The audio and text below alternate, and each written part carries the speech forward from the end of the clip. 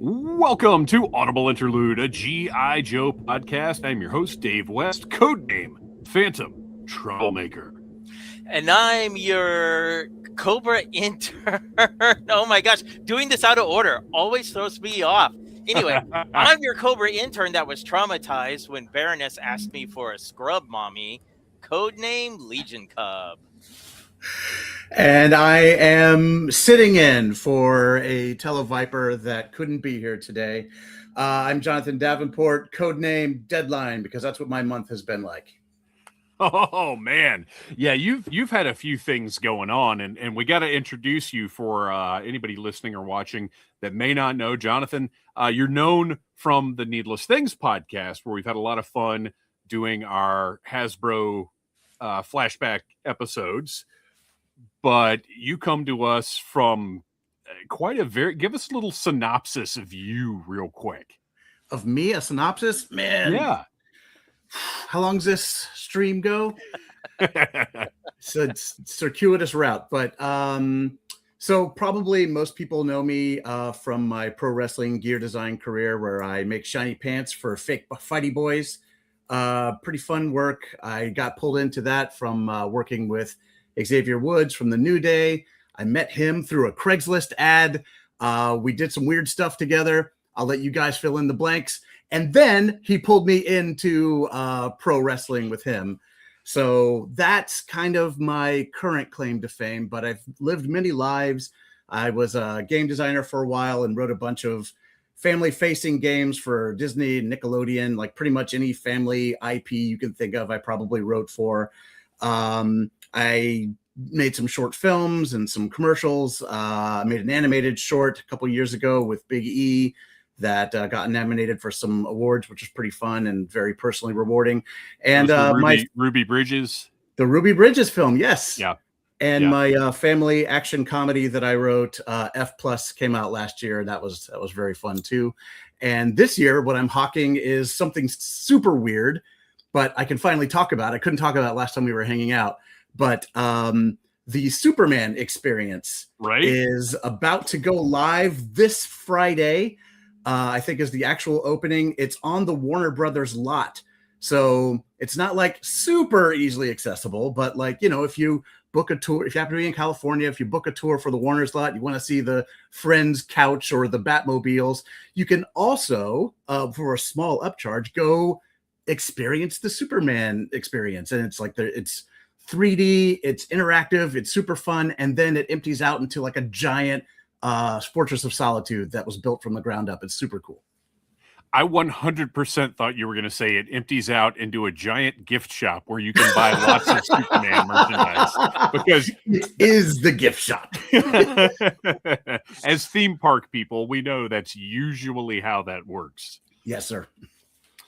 Well, we are delighted to have you here on Audible Interlude, and the Joe connection was one of the first things that you and I had started talking about. I always have to jump in when you mention this, because I don't want anyone to think that you went out and grabbed me and pulled me into this. It's complete opposite. I saw you guys on Instagram, and I was like, there's a G.I. Joe club? I want to be the G.I. Joe club. So I reached out to you, and I'm like, if you'll ever have me, I want to come talk Joe with some cool dudes. Well, and what's so funny is, like, we've talked about, we've really, as much as that was the start, it's been the least of what we've done shows about so far.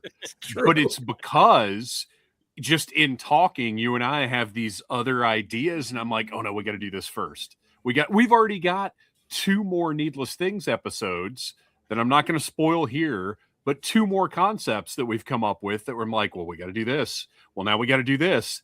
So that's I'm glad you reached out, because we've had some great conversations out of it, and that's what it's all about, right?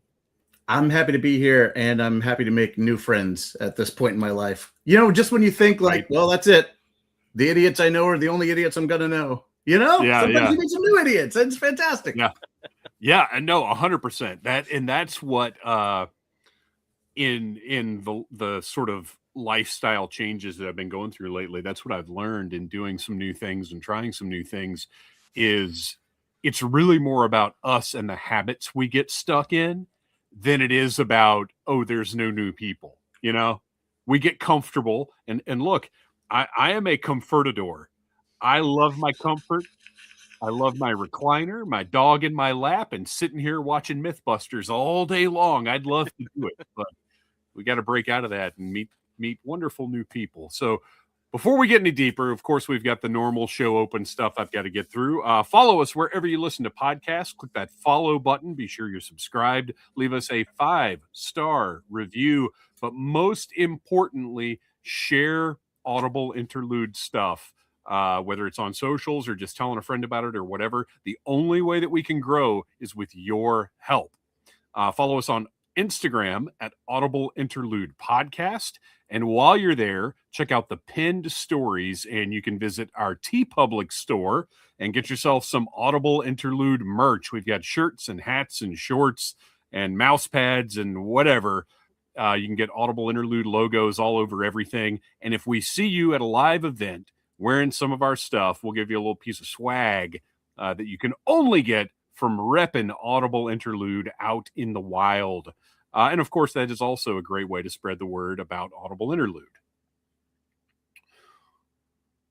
You are watching us right now on the Needless Things YouTube channel, where you can catch not only live Audible Interlude, but also tons and tons and tons of toy reviews of different things. Coming up this week, I reviewed the new Definitely Not Jack Nicholson Joker figure from McFarlane Toys. So that review is going up. A couple other things that have been waiting for a little while. So just keep an eye on the channel. All kinds of different toys being reviewed all the time. Plus, you can now catch the audio versions of all of our releases on the channel as well.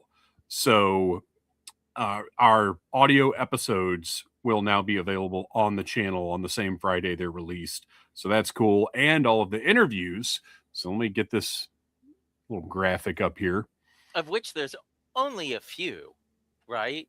So there's plenty of Needless Things podcast interviews, but currently we're in the midst of interviews with the creators of the G.I. Joe Real American Hero silent missions that are coming out throughout the month of April. I had the good fortune of interviewing Alex Antone, who is the editorial director of Real American Hero for Skybound. Awesome guy, third time on the show. He kind of talked about the overview of silent missions and also the Compendium Volume 2 Kickstarter that's going on right now. That interview is available now. Gabriel Hardman, who was a great conversation. He was the creator on the Crimson Guard issue. You can hear that interview right now. And then the newest one to go up went up yesterday. Tom DeFalco, yes, that Tom DeFalco, and Pat Olive, who did the Zartan issue.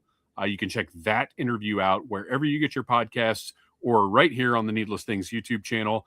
And then finally, this coming Sunday, really great conversation with Howard Porter, who did the Copperhead issue, which is coming out next week. And that'll be the final, Firefly will be the final issue, but I wasn't able to set up an interview with the creators on Firefly, but I had some awesome conversations with these people. And thank you again to Skybound for giving me the opportunity to talk to, people in the business. I really, really appreciate that.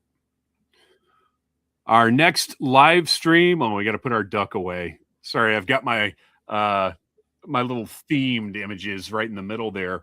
Our next Audible Interlude live stream. So pay attention. Normally, it would be 2 weeks from today, but we have done 3 live streams in a row. Next week will be an audio episode. Noel will be back with us from his tour of Japan.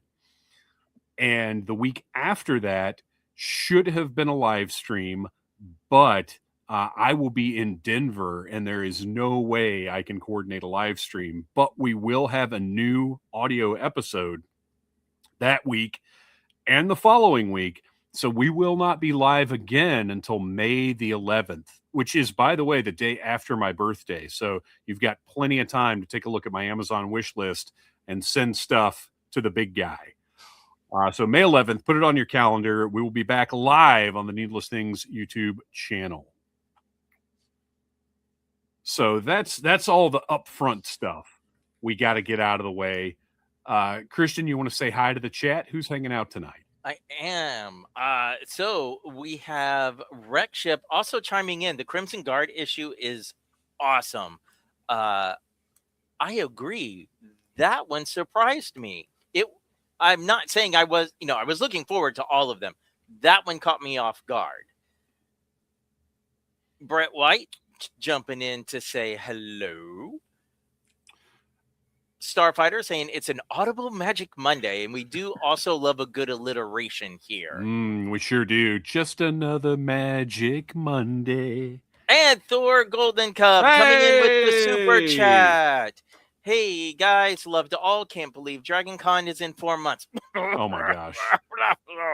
Let's just well, okay, so time before Dragon Con, Stellarfest is here in Duluth, 2 weeks away. We've got the crew has several, nothing G.I. Joe, because this is a strictly like science fiction convention. This is Star Trek, Star Wars, Doctor Who. Those are like the three big things there. They've got room for other stuff as well, but it's not really a G.I. Joe environment. But we're doing the big damn game show at Stellarfest. We've got some other panels going on. We're doing a panel of adventure. So it's going to be a lot of fun. I'll probably have some things to say the Monday after that. Well, no, 2 weeks after that, because I'm doing Stellarfest Friday, Saturday, then Sunday I fly out to Denver. It's going to be sleep on the plane. That's crazy. It's going to be rough. But so yeah, lots of stuff coming up. But yeah, Dragon Con in 4 months. Audible Interlude will be back at Dragon Con. The big damn game show will be back at Dragon Con. And I'm working on another sort of set of projects for Dragon Con that hopefully I'll be able to talk about soon. And I'll just say this as a little teaser for Kristian, well, and for Jonathan, because you were here before we went live. Kristian, it has to do with what you shared before we went live. Oh. Yeah. So exciting stuff. Oh, also I got to mention our review of G.I. Joe number 21 from Skybound will be available this Wednesday wherever you get podcasts. This is a big week, man. Yeah.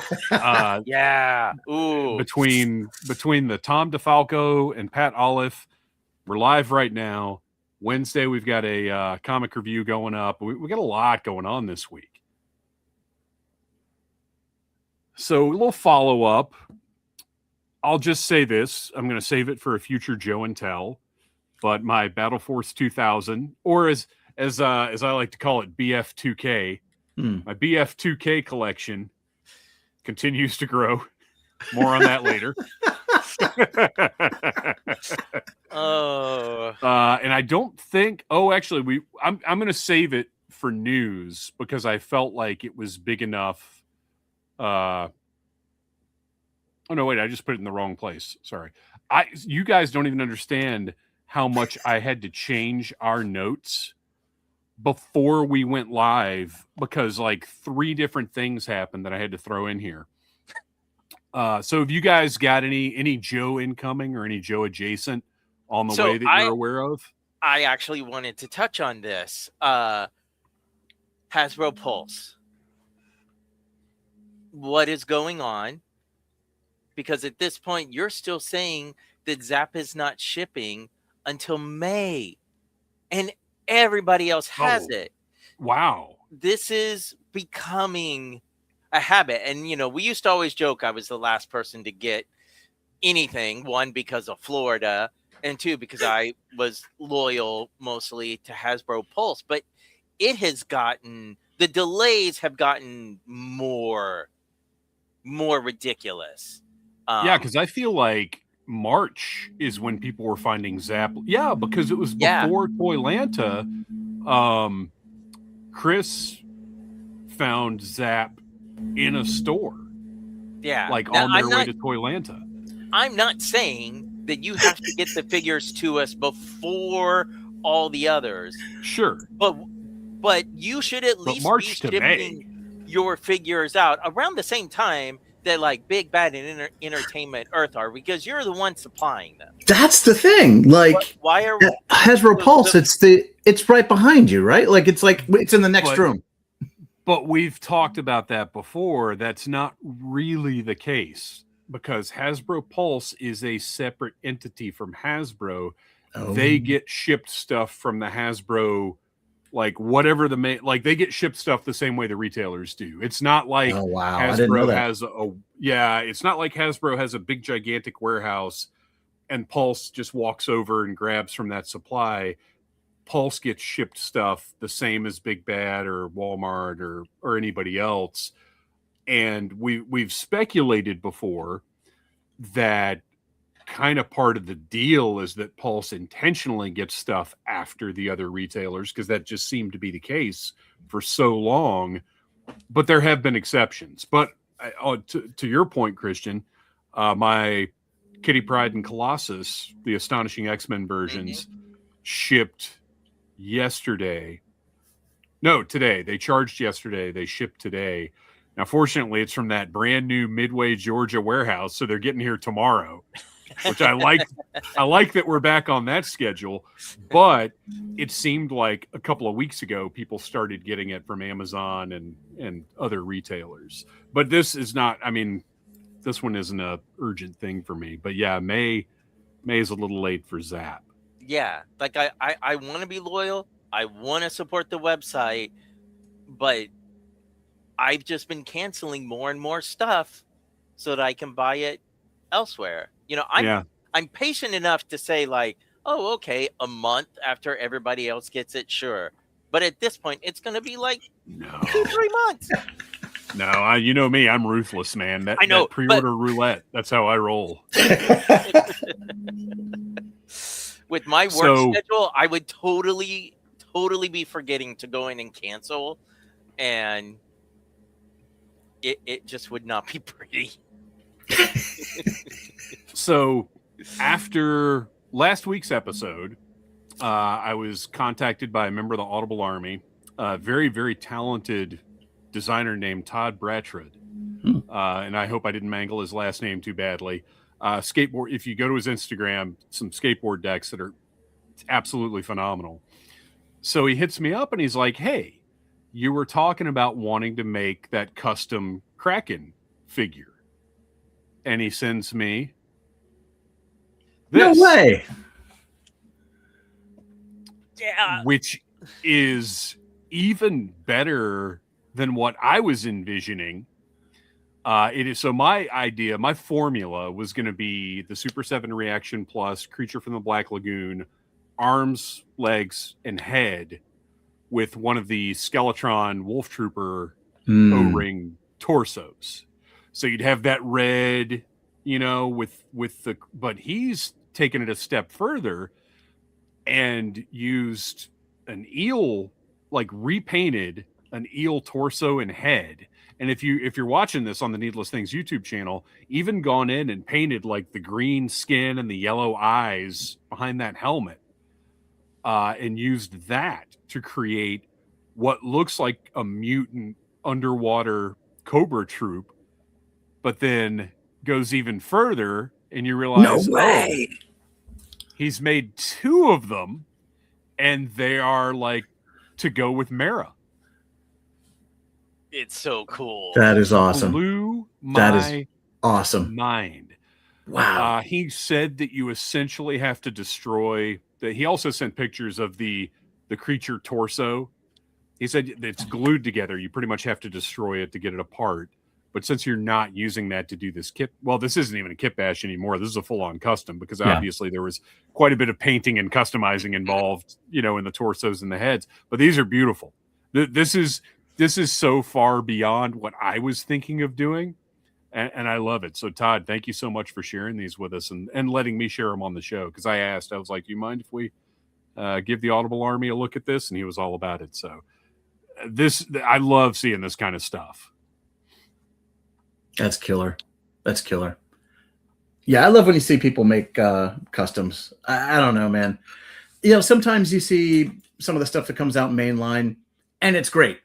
No shade. It's awesome. But every once in a while, You get something from out in the world, out in the community, that does something that you never would have thought of, and it kind of puts them to shame. It's really cool.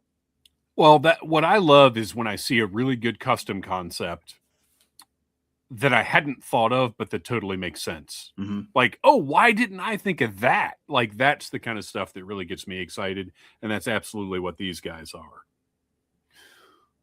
So in shipping news, speaking of shipping, I shot Kristian and Noel a little message earlier today saying, oh my gosh, avalanche of Fresh Monkey Fiction coming soon. So I got those emails from Big Bad Toy Store saying these pre-orders are processing soon. So let's go ahead and just run through them just for fun, because you can still pre-order these right now, and they're going to be arriving at Big Bad any day now. So if you've been waiting for the last minute, this is it. This is the last minute. First up, Count Iron Moon.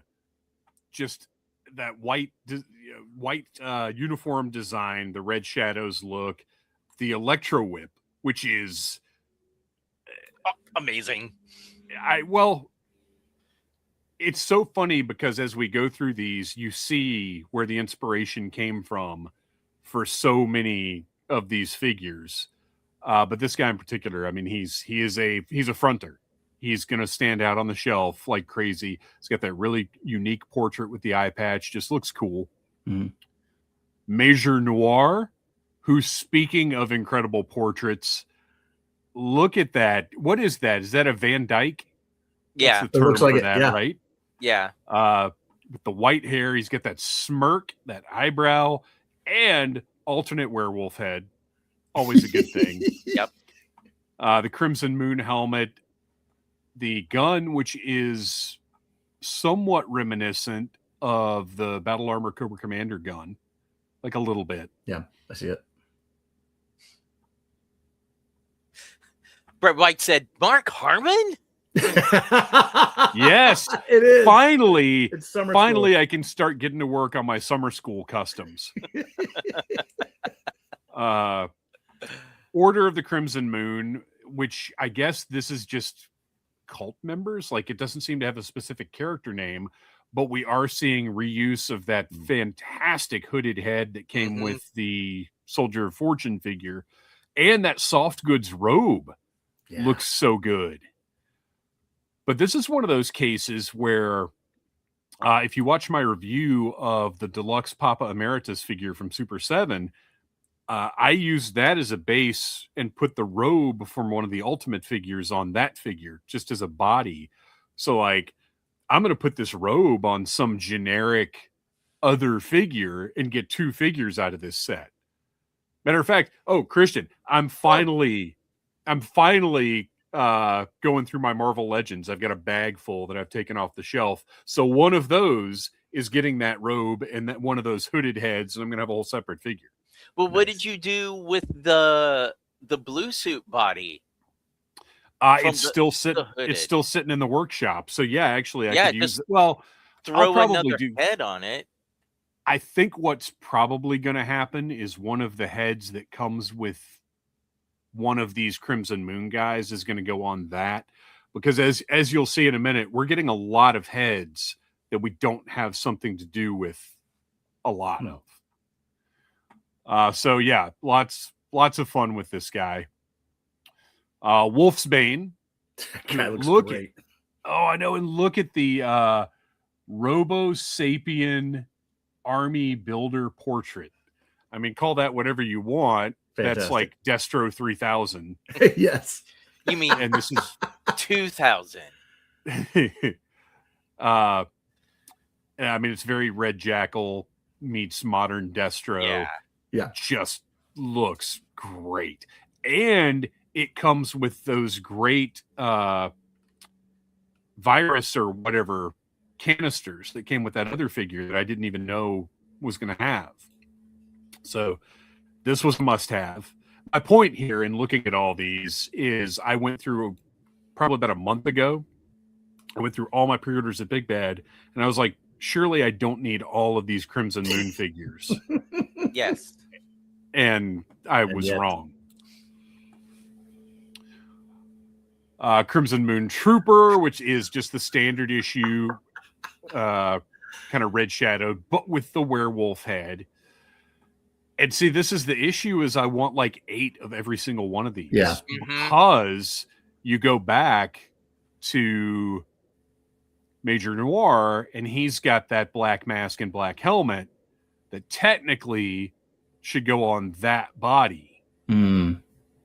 Well, they were smart with this wave, because if you're wanting to make your Action Force villains, it's like this piece comes with this character, right? This piece comes with this character. So it's, in a weird way, it's Build-A-Figures, but you're getting whole figures. You know, it's not like it's Build-A-Figure, except you aren't getting enough extra parts to build a whole figure. You still have to buy, because here's what happens. This next figure, I don't really want anything that's this figure, because I just am not that interested in zombie werewolf, but it comes with that helmet. Right. But that you put on. But that portrait. The helmet goes on that one, right? Right. For Count Ironblood. But Baron Ironblood's head, it comes on, is the Mark Harmon head. That's Baron Ironblood. So you have to put his head on the other body to make Baron. And that face sculpt, that smirk is so good. I feel like I don't even want to put the helmet on him. Well, that's the problem. Display it with it. But I love that helmet so much. It's such a retro, like Doctor Who looking thing. Yeah. It's going to be tough to decide. But I'm probably going to end up just flipping this whole body and only keeping that helmet, because I just don't want the torn up zombie werewolf. It's not. It's cool. It's just not something I need. Yeah. Cool helmet though. Right? Wasn't there a dude in like Eagle Force that had a helmet very much like that? Well, so if you're talking about like the recent Eagle Force that was sold through Big Bad, they did do a Baron Ironblood in that line. He just, again, they weren't calling him that. Got it. No, I was thinking diecast, like the old. I don't think so, but I am not versed enough in Eagle Force. I have like 10 of them in a Ziploc bag that I inherited from somewhere. Mine are in a Ziploc bag too, actually. Yeah. They're tough to display. It's Rexship says it's smart, and it's also skirting copyrighted characters. And here at Audible Interlude, we love skirted copyright characters. That's true.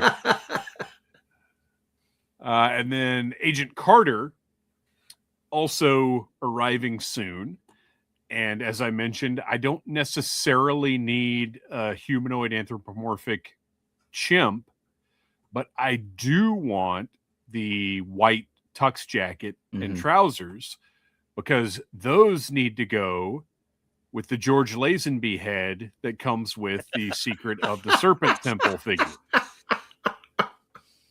And all of that stuff that we just looked at, pre-orders, processing soon. Whew. Wow. It's going to be an expensive week. Right? Well, it's going to be an expensive week, and like now my reviews for the next like month are locked in. So excited for all of that stuff. Shipping soon from Big Bad Toy Store. And if you have not pre-ordered, you still can. Now, I don't know. I can't guarantee that you'll get them from this shipment, because often what happens is they'll get a small quantity of product that'll go out to the first people who pre-ordered, and then they'll get more later on. So I can't guarantee you'll get it now if you order it right now, but it all should be within the next month or so. Like their full supply, I would imagine, will come in. So pretty excited about all that. And you can see the reviews right here on the Needless Things YouTube channel.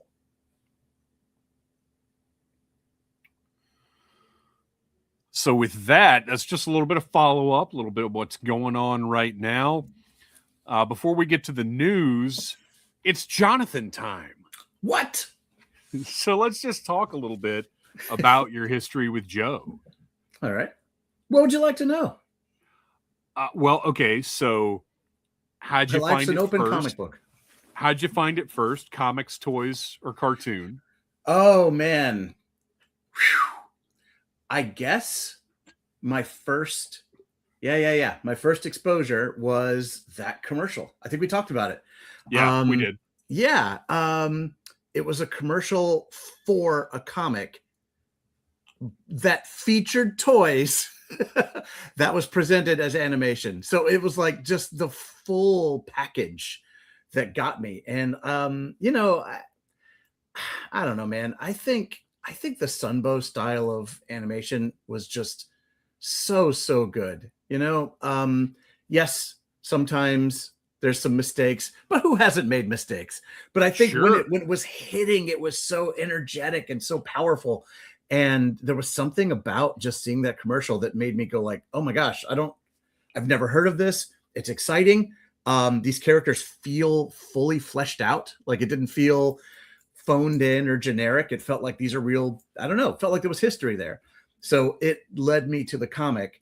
And then, as you know from reading the comic, once you're in the comic, you're in the world. Yeah. And then the weird part was I saw the cartoon, the actual show, like last, because from the comic, then I went to the toys. I got Flash, I got a Polar Battle Bear, and I think like a Stalker was next. Does anyone Stalkers have thumbs? Because I feel like that was like the first to go.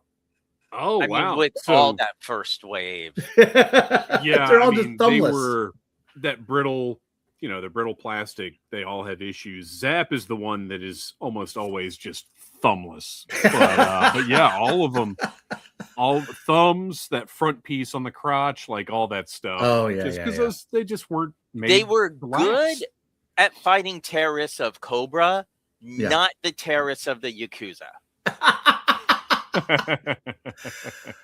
And from the toys, then eventually, the cartoon hits, and I was like immediately sold. And I know that now, I mean, I guess all's forgiven, but like there was a period during our, just as a society of geeks, our postmodern era, when it was time to start making fun of all the things that we actually love. There was a bit where we were ragging on Joe for having lasers instead of like actual real ammunition and real weapons or whatever. But guys, I think they made the right call, at least for someone like, we just talked about this. If there's a sprinkling of sci-fi, I'm in. Mm-hmm. Like the fact that they had lasers and the fact that they were borrowing so many sound effects from the Lucasfilm library, like it worked on me immediately, because I've never been like a soldier army guy. Like it's not like an interest of mine, but you hand them laser rifles and I am in. So I loved it. And I have proof, because there was a Rambo cartoon that came out around the same time with, they just had regular bullets and yellow muzzle flashes, and I was immediately out. So I know for a fact that the lasers pulled me in and kept me in. And it's just been a lifelong love affair ever since. Well, and that's kind of to this day, you have like sort of, I'm not going to say quite factions. It's not quite that divided, but you've got Joe fans. It's a spectrum. You've got some who are like hardcore military. They want Call of Duty, heads getting blown off, like ultra realistic military Black Hawk Down stuff. Right. And then you've got people who actually enjoy G.I. Joe. So it's just, it's two different things. We joke, we kid, there's room for G.I. Joe is for everyone. Do you remember what your core era initially of Joe was? Were you like an 82 to 87 guy? Did you hang in for a little longer? Like, do you remember kind of the bulk of your fandom back in the day? 100%. Yeah. Definitely starting in the 82. Love that. And then I hung in much longer than my friends. When my friends started getting into other things, I was like, bye. Now, more for me. I really got into it. Like, I wish we had like actual era names for like that original All-American here or G.I. Joe run, because I want to say like G1 and like G2, like in Transformers Yeah, lore, yeah. but whatever. But the season that ushered in Flint, Shipwrecked, Lady J, the Crimson Twins, Serpentor, like that whole era is so juicy and delicious to me. Like I love it with my whole heart. The movie was like I don't care. I love the movie. I think it's fantastic. Oh yeah, we love the movie here. I think I signed out around Operation Dragonfire when. Oh wow, so you did stick around a little bit longer. When the voices changed and the animation took a dip, that's about when I was like, "Oh man, this doesn't." It felt like the New Adventures of He-Man. Remember that with the blonde? Oh yeah, yeah. Same. Unfortunately, I do remember that. Yeah. It felt like fake to me, and I was like, "Oh, this isn't." It felt wrong, you know. It felt counterfeit, so I had to leave around then. See, I was out before Operation Dragonfire even happened. As a matter of fact, I did not know that there was a second G.I. Joe cartoon from a completely different production company until years down the road. Actually, Noel and I kind of discovered that at the same time. Oh, wow. After we got to be friends and discovered that we were both like huge G.I. Joe fans. They were trauma bonded. Yeah. Well, I got Operation Dragonfire from like a Blockbuster for, you know, $1 or $2 or whatever it was. And I was like, what is this? I've never heard of this. And we watched it and we're still like, what is this? I still don't know.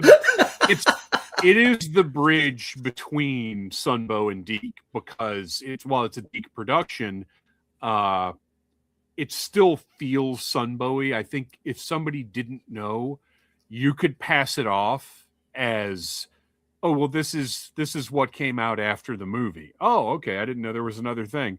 All right. It's not as good, but okay. Like it doesn't do the full dive into craptitude that Deke later would do from time to time. But we do love Deke here also. We do. What was Deke? Was it G.I. Joe Extreme?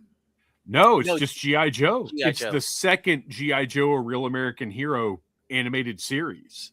I don't know I know about this. What's the difference between that and Dragonfire? Like what happens? So Operation Dragonfire was the initial Deke miniseries. It's not Sunbow. Okay. And it came out in 1989. And they did that 5-episode miniseries that is, like I said, it's about as close to it's as close to Sunbow as Deke ever gets again. Got it. And then in 1990, I think these dates are right? 1990, the Deke, the actual Deke regular cartoon launches, and they have two seasons and 60 episodes, something like that. I don't know off the top of my head. 65. Wow. Okay. I had no idea. I'm learning this right now. Yeah, it is a completely separate, and that's why it's got different voice actors. The animation is nowhere near as good. Now, some of the scripts are quite good, but because of the lowered production values all around, they don't like we've reviewed some Deke episodes where we're like, this could have been a Sunbow, but it's Deke production values. So that's the difference there. Wow. Dragonfire was 1989. Deke episode started in 90. So I love it when my brain works. You got it right. So what's G.I. Joe Extreme? We all know that that's probably in the 2000s because that's when everything went extreme. 95. 95? Wow. 95. Hold on. I also need to correct something.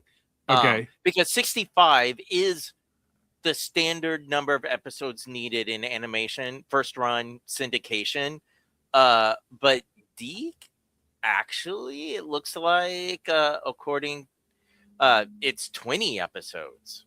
Oh, that's not right. Oh, sorry.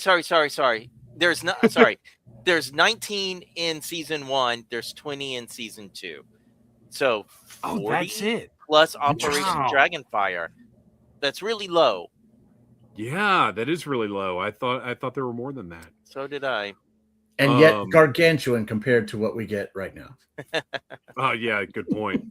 So yeah, Extreme's 95, right? Because Extreme and Sergeant Savage are right. Because Sergeant Savage was 94. Extreme was 95, I want to Extreme was say. 95. 95. Okay. Yeah.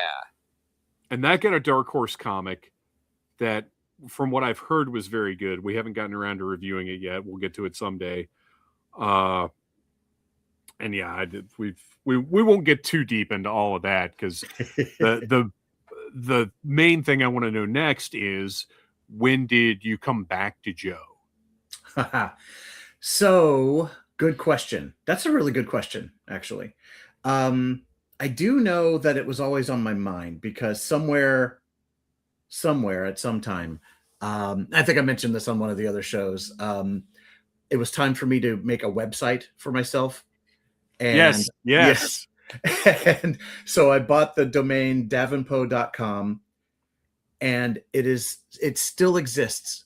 I haven't paid for it in a decade, maybe 2 decades. I don't know. I don't know where it's hosted, because you were surprised I had even seen it.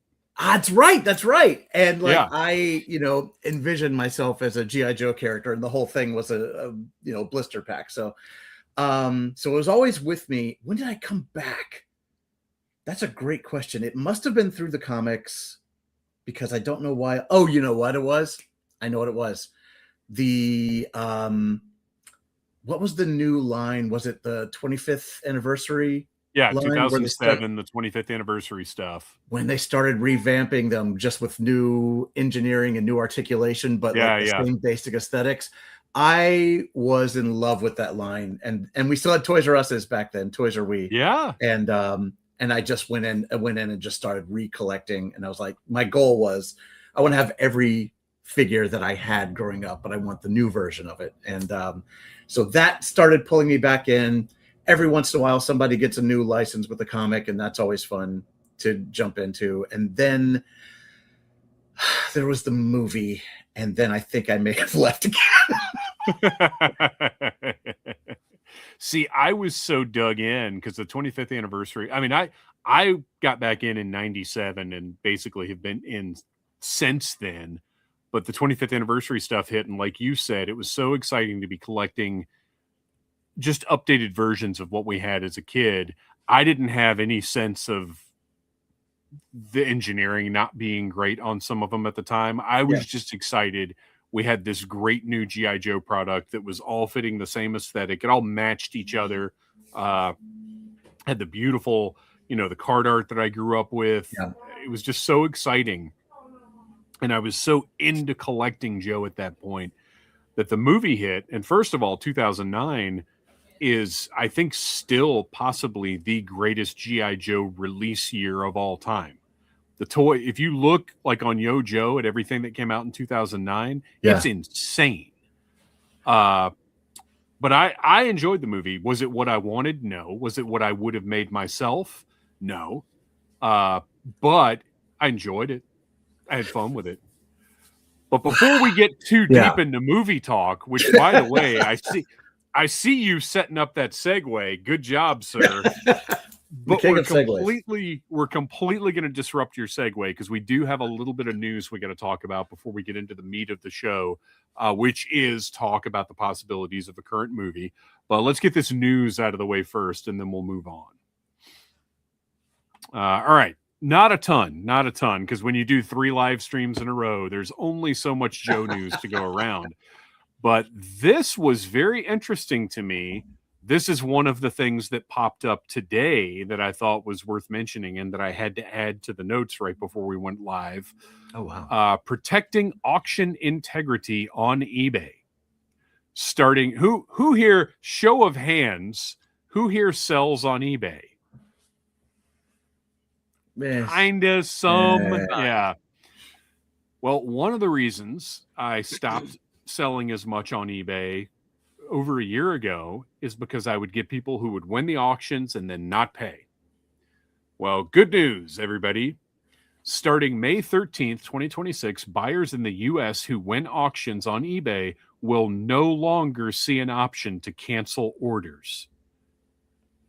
Nice. That is great news for sellers, because that has been one of the rampant problems with eBay over the past few years.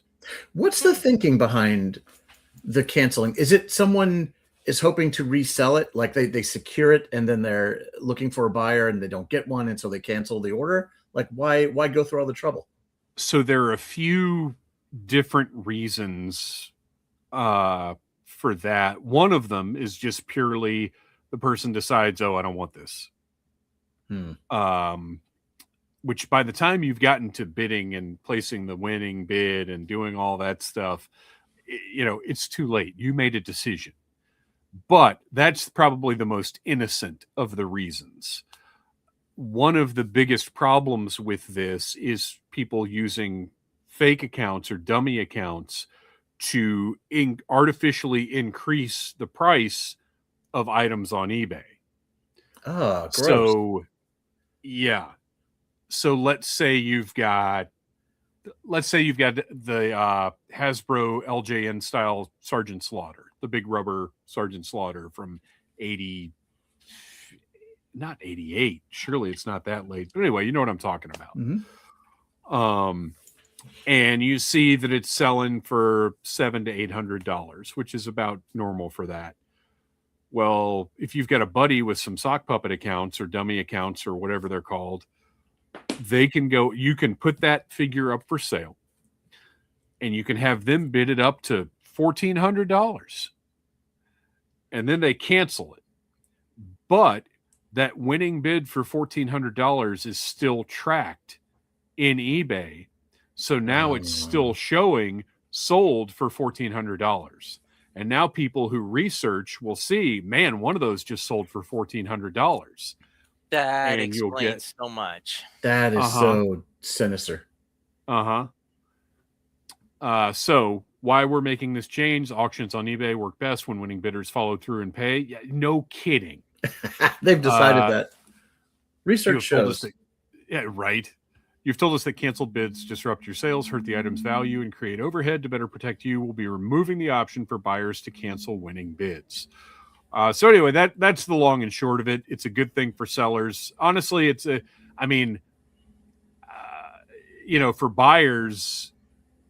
buyers should be buying with intent anyway. So who cares if this is good for,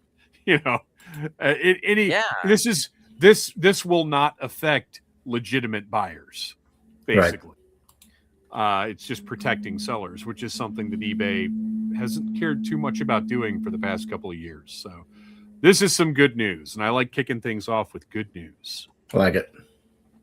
In other news, we mentioned the HissTank.com March Madness that was going on, and we are in the finals. You can go vote right now.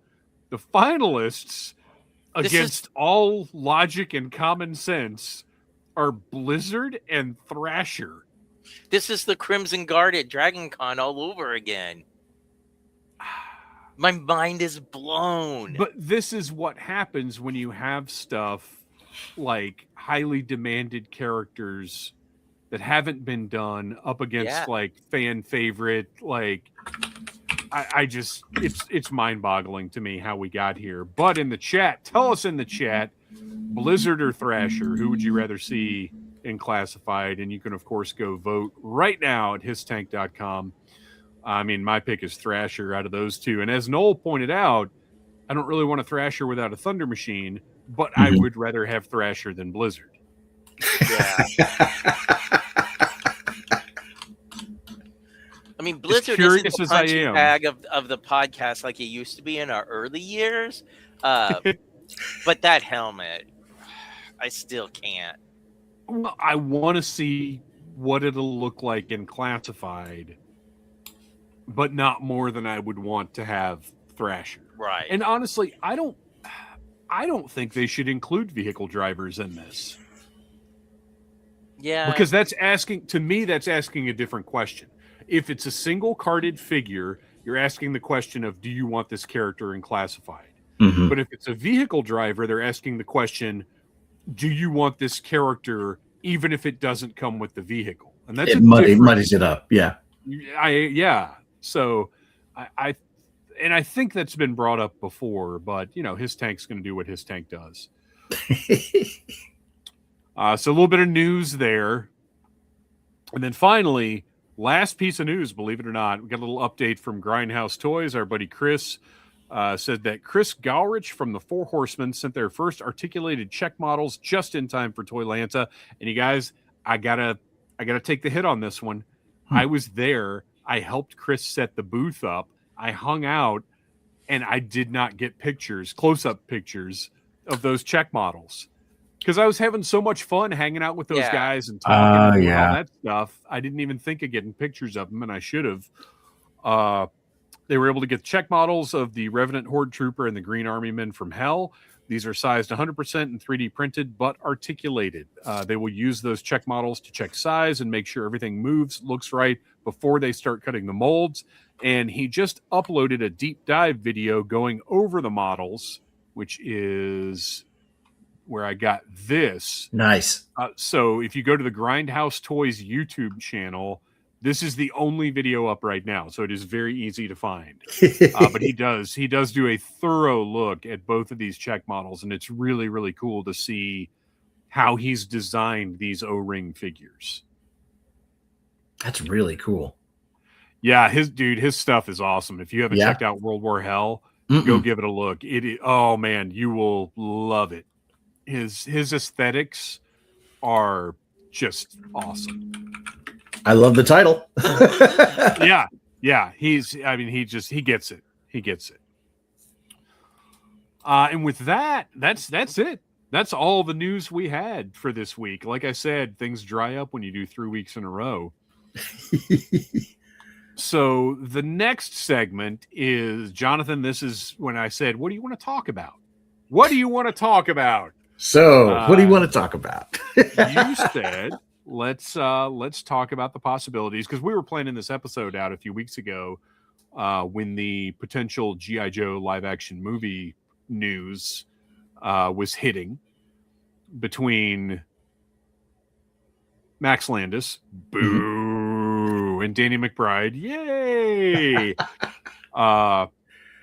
So it was, but look, new live action Joe movie talk is never going to get old. We've been doing it since we started this podcast, and we will do it very likely until the day the podcast ends 50 years from now. So once again, we're going to say, let's all Joe to the movies.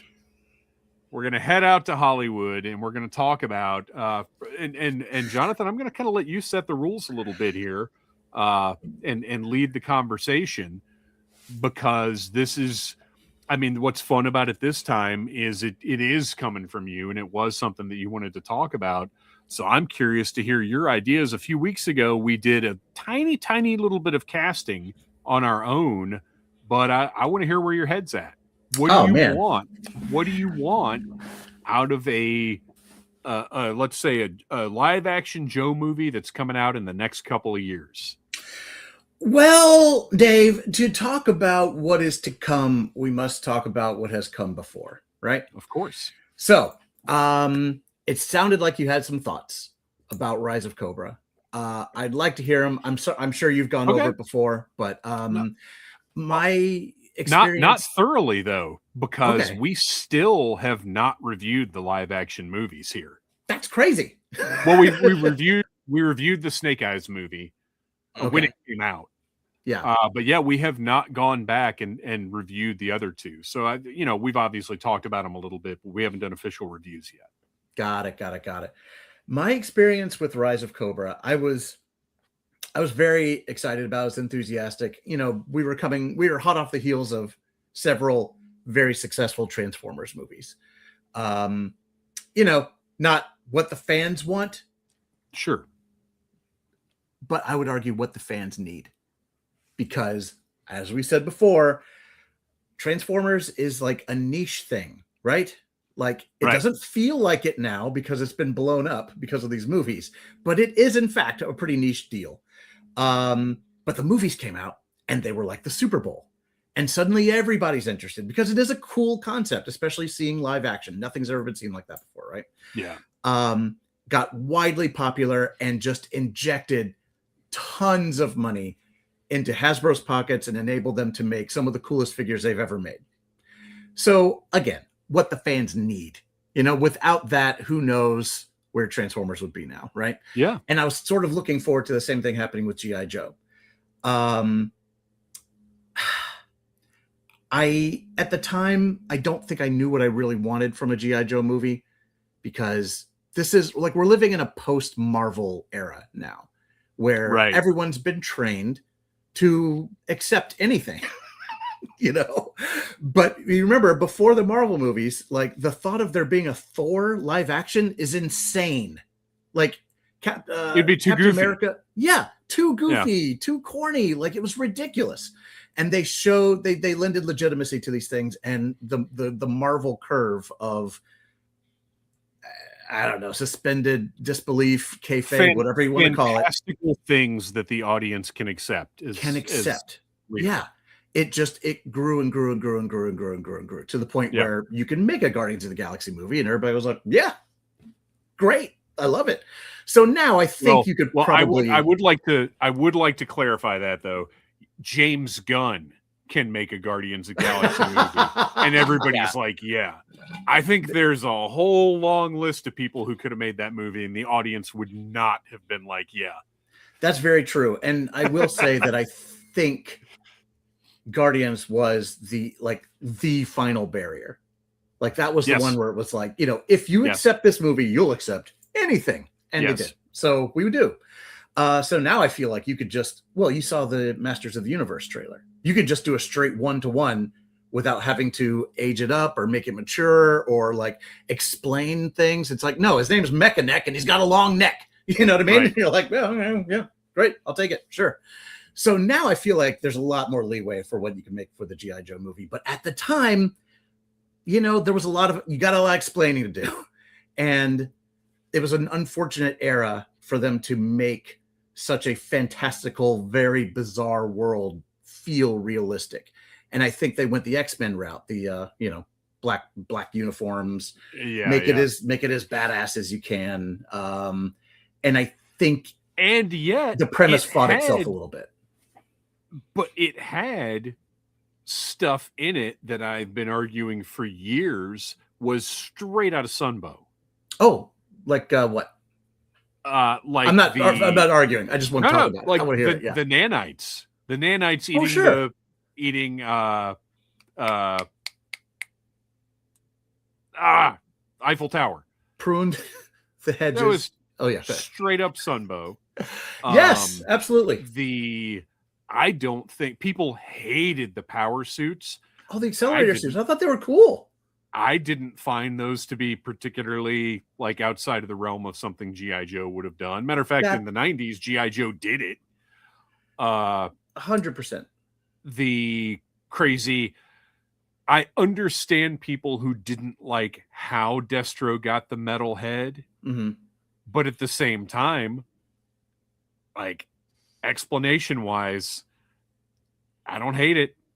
Yeah. Now, the only thing, two things that I genuinely did not like, or like you said, everybody in the black uniforms, very X-Men, very 2000s. Like, that was disappointing, because part of what we love about Joe is how individualized everybody is. Yeah. Which is another reason I say that G.I. Joe should never be hardcore, like, true to life modern military, because we want those individual characters in sports jerseys and neon green jumpsuits and whatever else.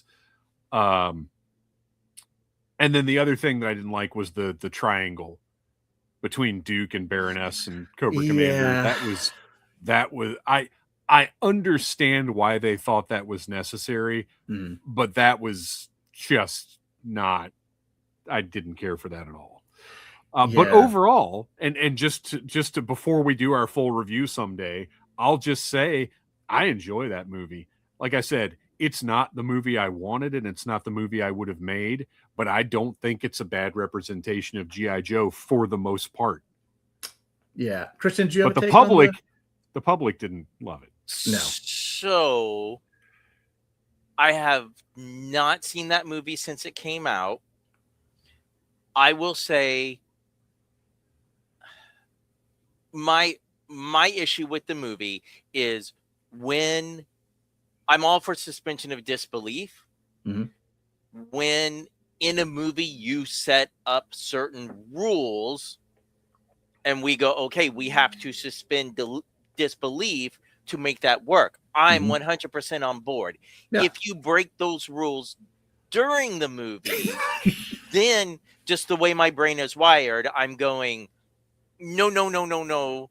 You said this. You set up all of this, and now your nanite not feeling pain characters are doing this and feeling pain. So it immediately pulls me out. Yeah.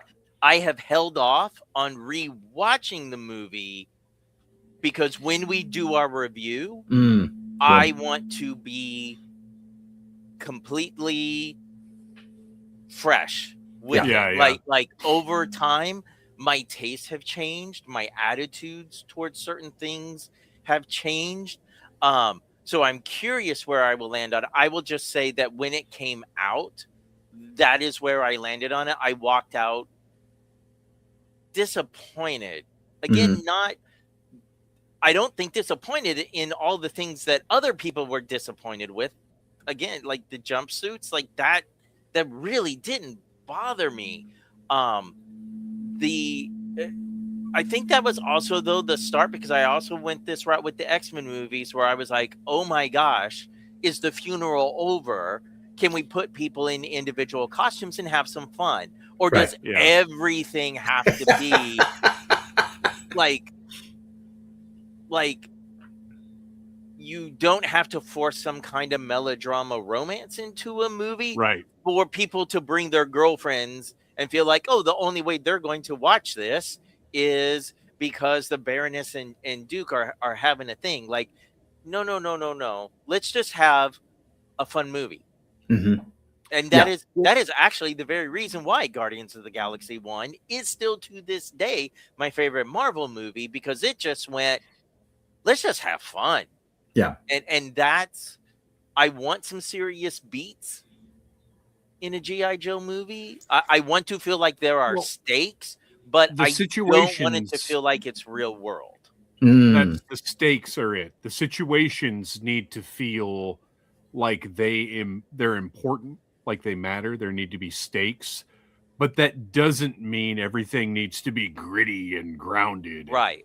Like those are two different things. James Gunn, to go back to him, because honestly, he's my favorite filmmaker at this point. Nice. James Gunn can create very serious stakes that bring up emotions out of you, and he can carry them to their logical conclusion without throwing a fart joke in the middle. Like he has such a sharp sense of humor, but it never undermines the drama.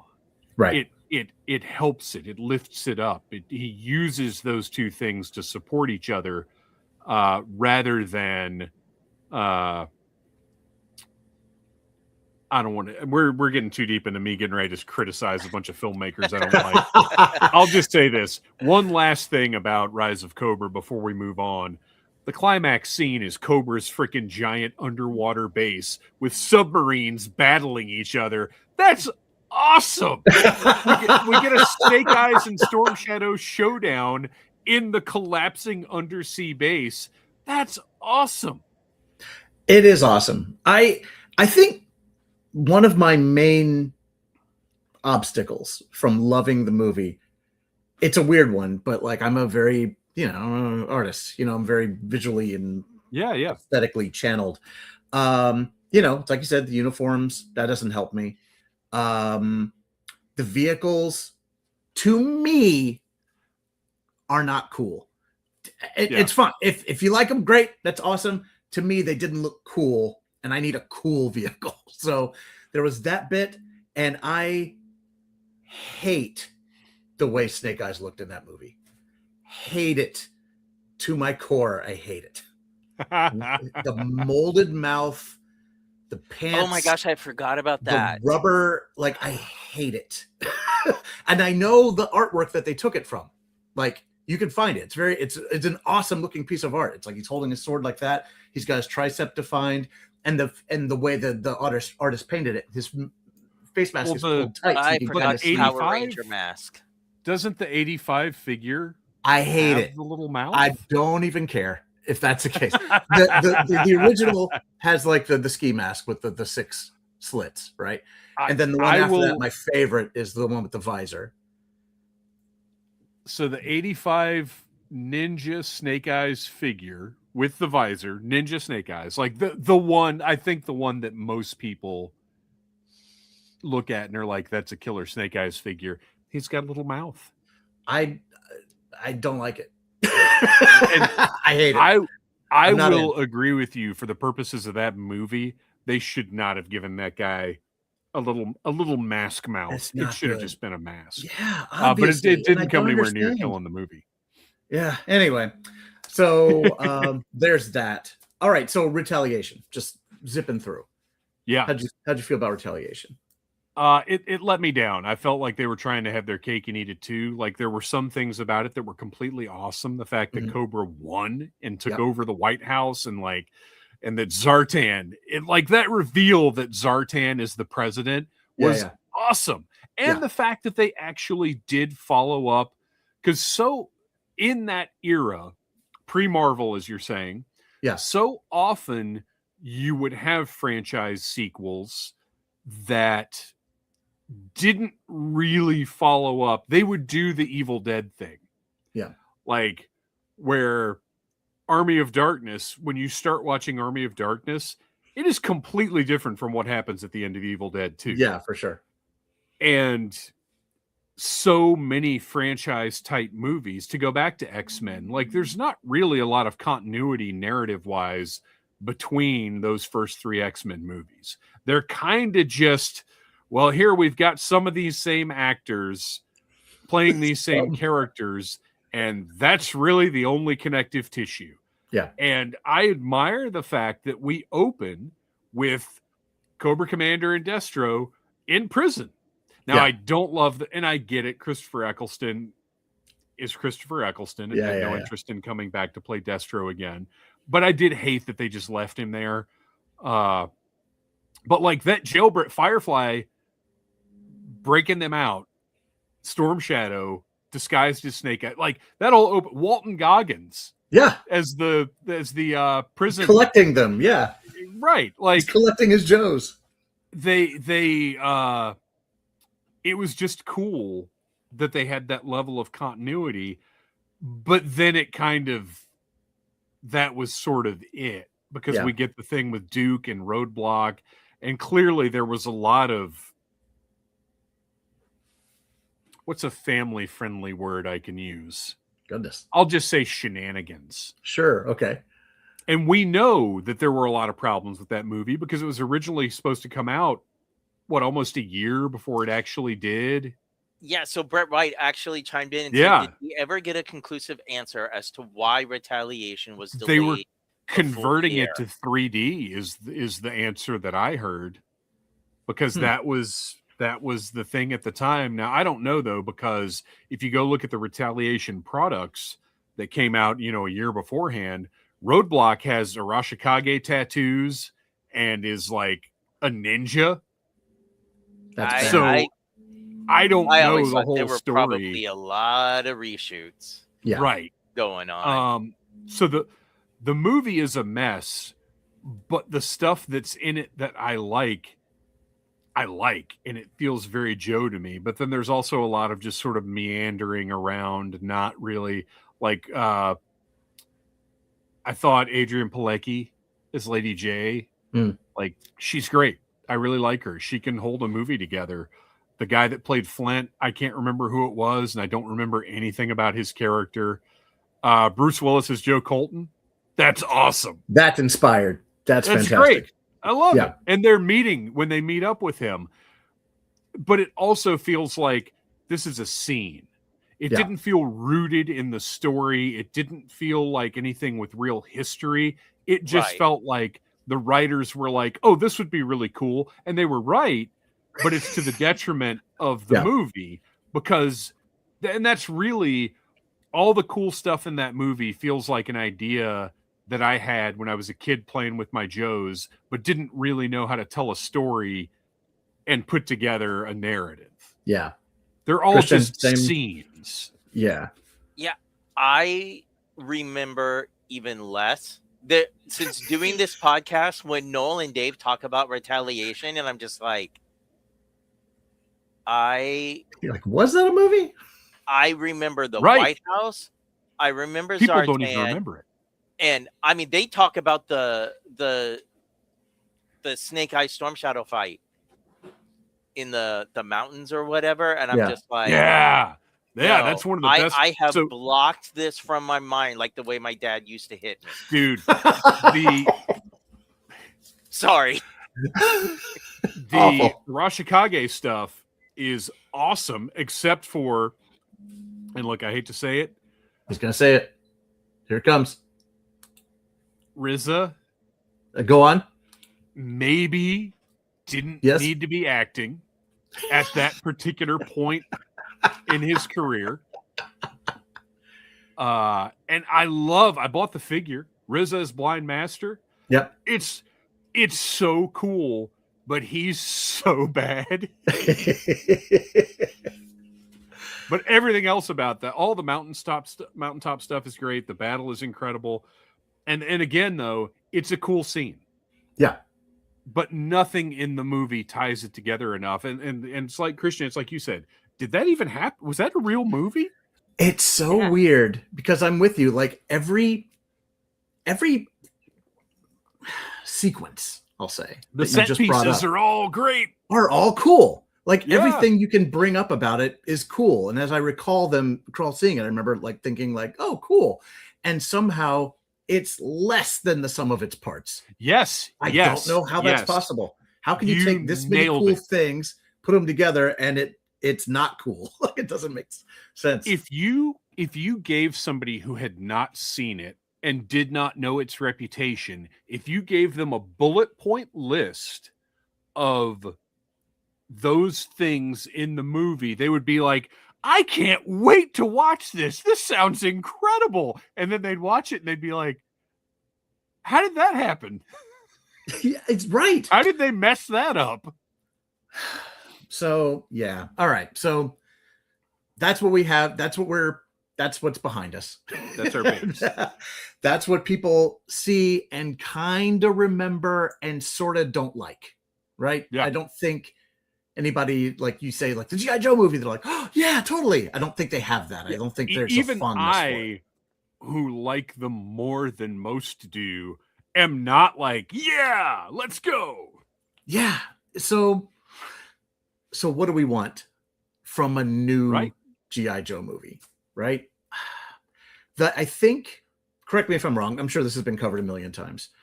The challenge with a G.I. Joe movie is that it's so rooted in Americana, right?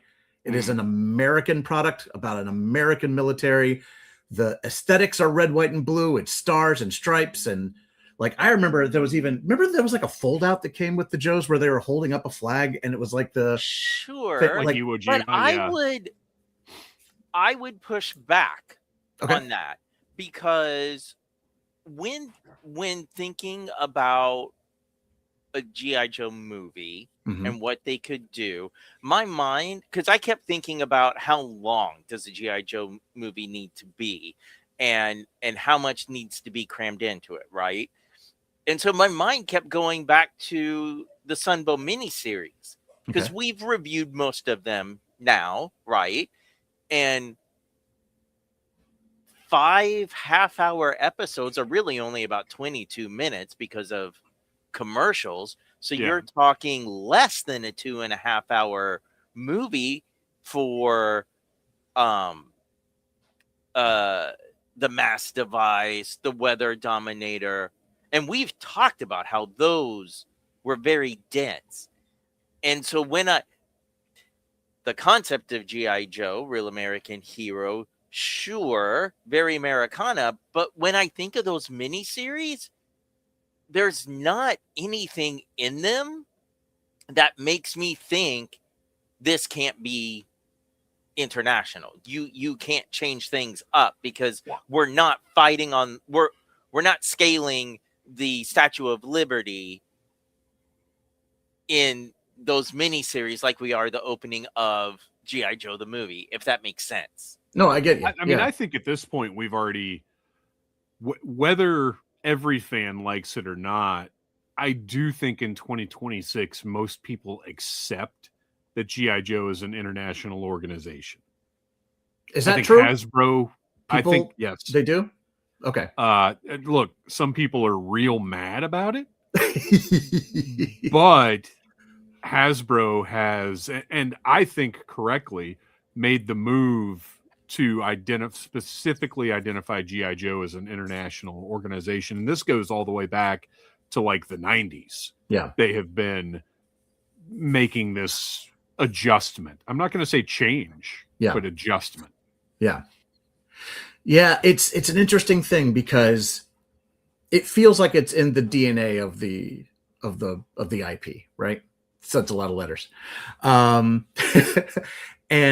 there's a thing in your head where you're like, well, if you move away from that, are you betraying the DNA of the thing, the point of it? Are you betraying? Many would say yes. Right? Yeah. So it's tough, but in 2026, you need international box office to support a big movie, and I feel like it needs to be a big movie.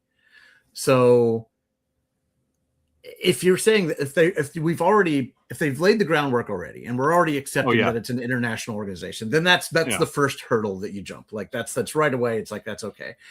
I'll tell you what, do you feel like we need, okay, obviously we need a reboot. We can't have any continuity. I think it's got to be clean slate, fresh start. And we certainly don't need to acknowledge the end of that last Transformers movie. Dude, okay, I'm sorry. Sidetrack. That should have been my code name. Sidetrack. Then you fit in perfectly here because that's all we do. Yeah. It sounds like you didn't dig it. Is that correct? Beast. We're talking about Rise of the Beast, right? Right. Yeah. When he flips the card over. The only reason that I dug it was the possibility that we would finally get some more G.I. Joe, but that itself was so disappointing in that we didn't get a character that we recognized in any way. Mm-hmm. And then when he showed that big garage, there is nothing in it that's, you talked about the vehicles not being inspiring. Yeah.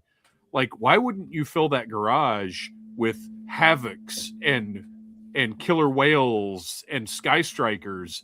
But I think it was like just generic Jeeps and stuff. Like, there was nothing it was almost like they shot that scene and ADR'd them talking about G.I. Joe. They may have. Nothing said G.I. Joe about any of that. And it was very frustrating. So you're right about that. And I would appreciate a George Lucas style redo of that last scene to let's put in some iconic vehicles. But for me, now we all saw Bumblebee. Yes. Okay. So you're watching Bumblebee and you're thinking the whole time, how is this not G.I. Joe? Why is this just Army? Why is this just special unit? Yeah. You've got John Cena there, who's the most G.I. Joe looking dude who's ever lived. It's this secret organization and we're forming because there's an alien threat. And you're like, the origin is writing itself. The crossover is writing itself, and you are refusing to do it. You're sticking with. People said the same thing about the older Transformers movies, where they had that thought too. What was it? It was it's what Nest eventually came from, but I can't remember what it was called. I can't remember what they were either. But yeah, same Sigma thing. 6, but that's actually G.I. Joe. That would have been Joe. But yeah, they had some organization built into the Transformers movies where you're like, come on, it should be G.I. Joe. Obviously, maybe that's where they're going. Let's see. And they never do it. And then at the end of Rise of the Beast, I had given up on that dream. I'm like, no, they love their Nest or whatever it is. They love it. Yeah. They love it. They're never going to. And then he flips the card over, and I'm the guy in the theater that went, oh, like super Oh, yeah. loud, like stood up and was like, yes, like Shia LaBeouf and that, like, yes for this. So I was into it. I liked it.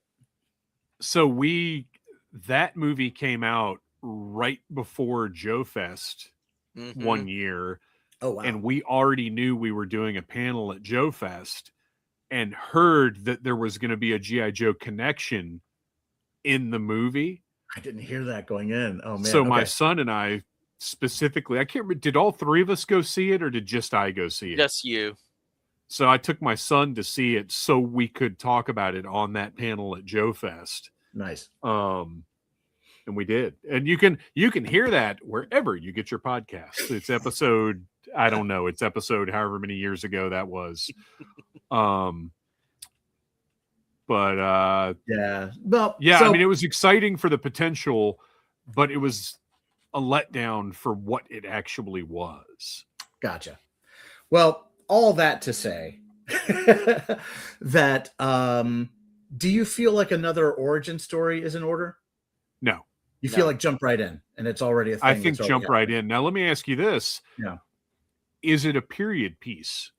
Is it set in the 80s? Do we do a little shorthand to make everything easier on everybody so we don't have to worry about what the technology looks like?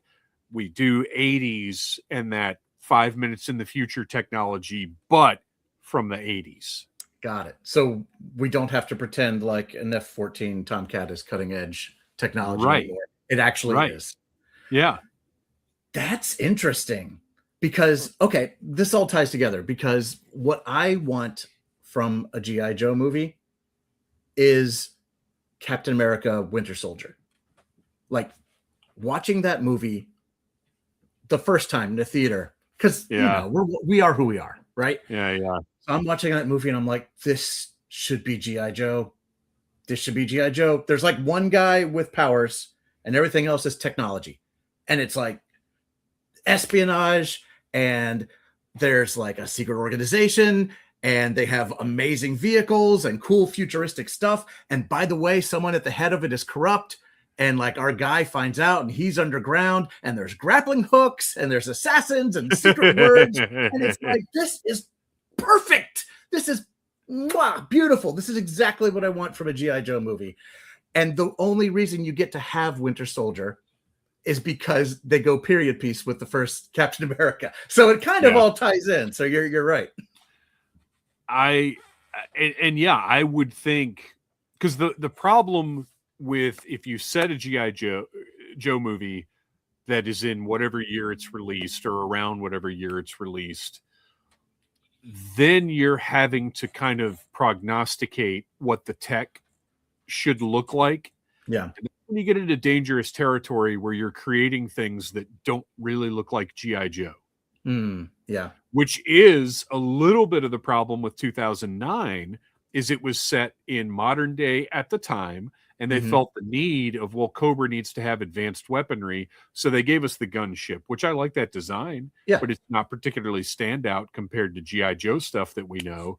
And we get those Neo Vipers that are what they are. They're the kind of half-ass remedy for like, well, we don't want to murder a bunch of people. Okay, well, we'll do a hybrid bat human type of thing. Like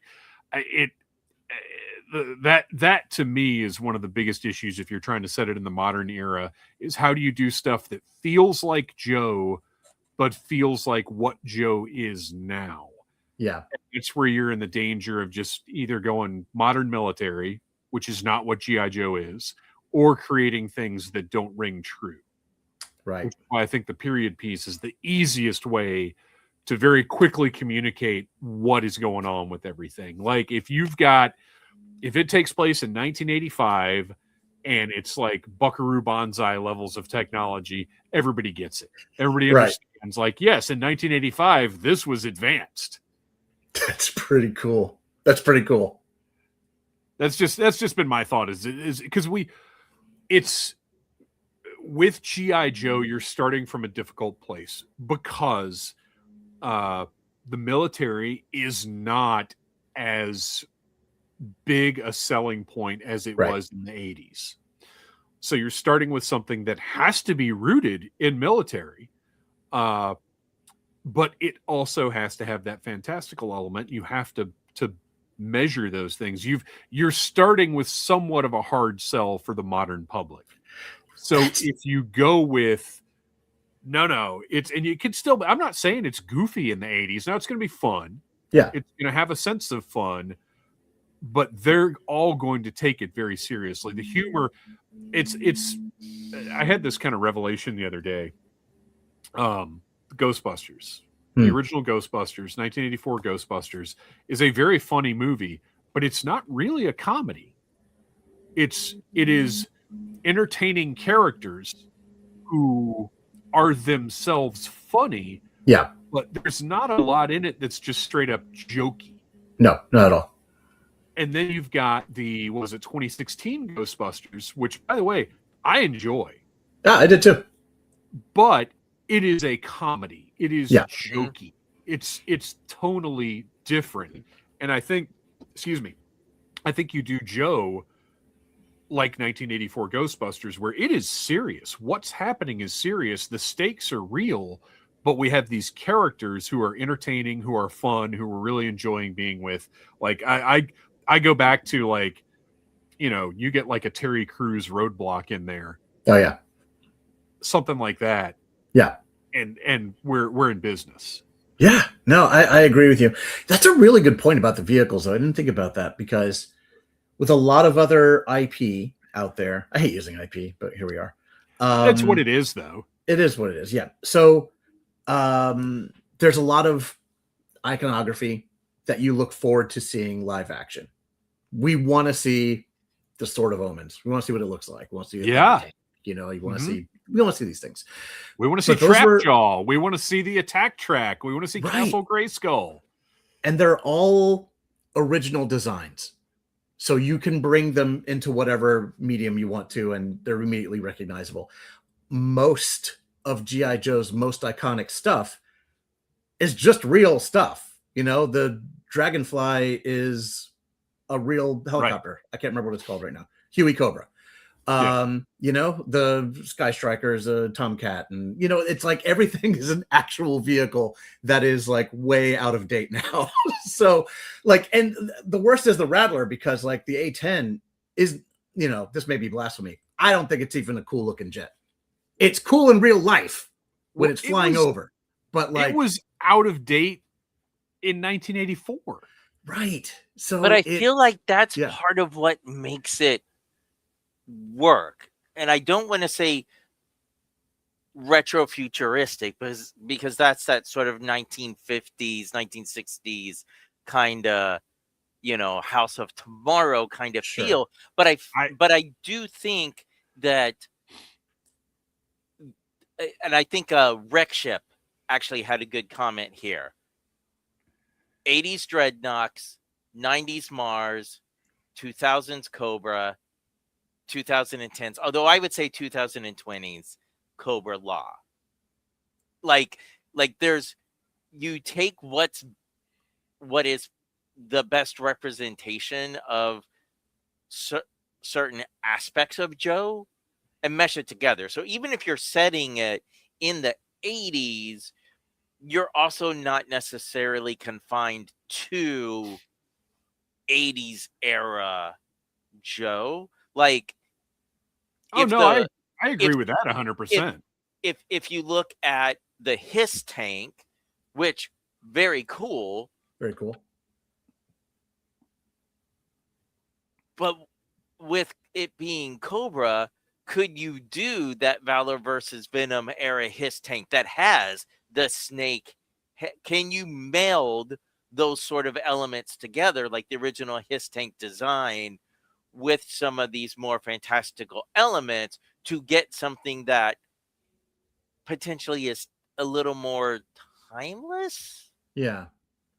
Well, what's interesting about most of Cobra stuff, like the Hiss tank, that looks cool still to me. That's still a very futuristic tank, and that's you know, sort of Omen's Thunder Tank. I think the Hiss, I think that original Hiss design is timeless. I Yeah. feel like it still to this day looks like a futuristic tank.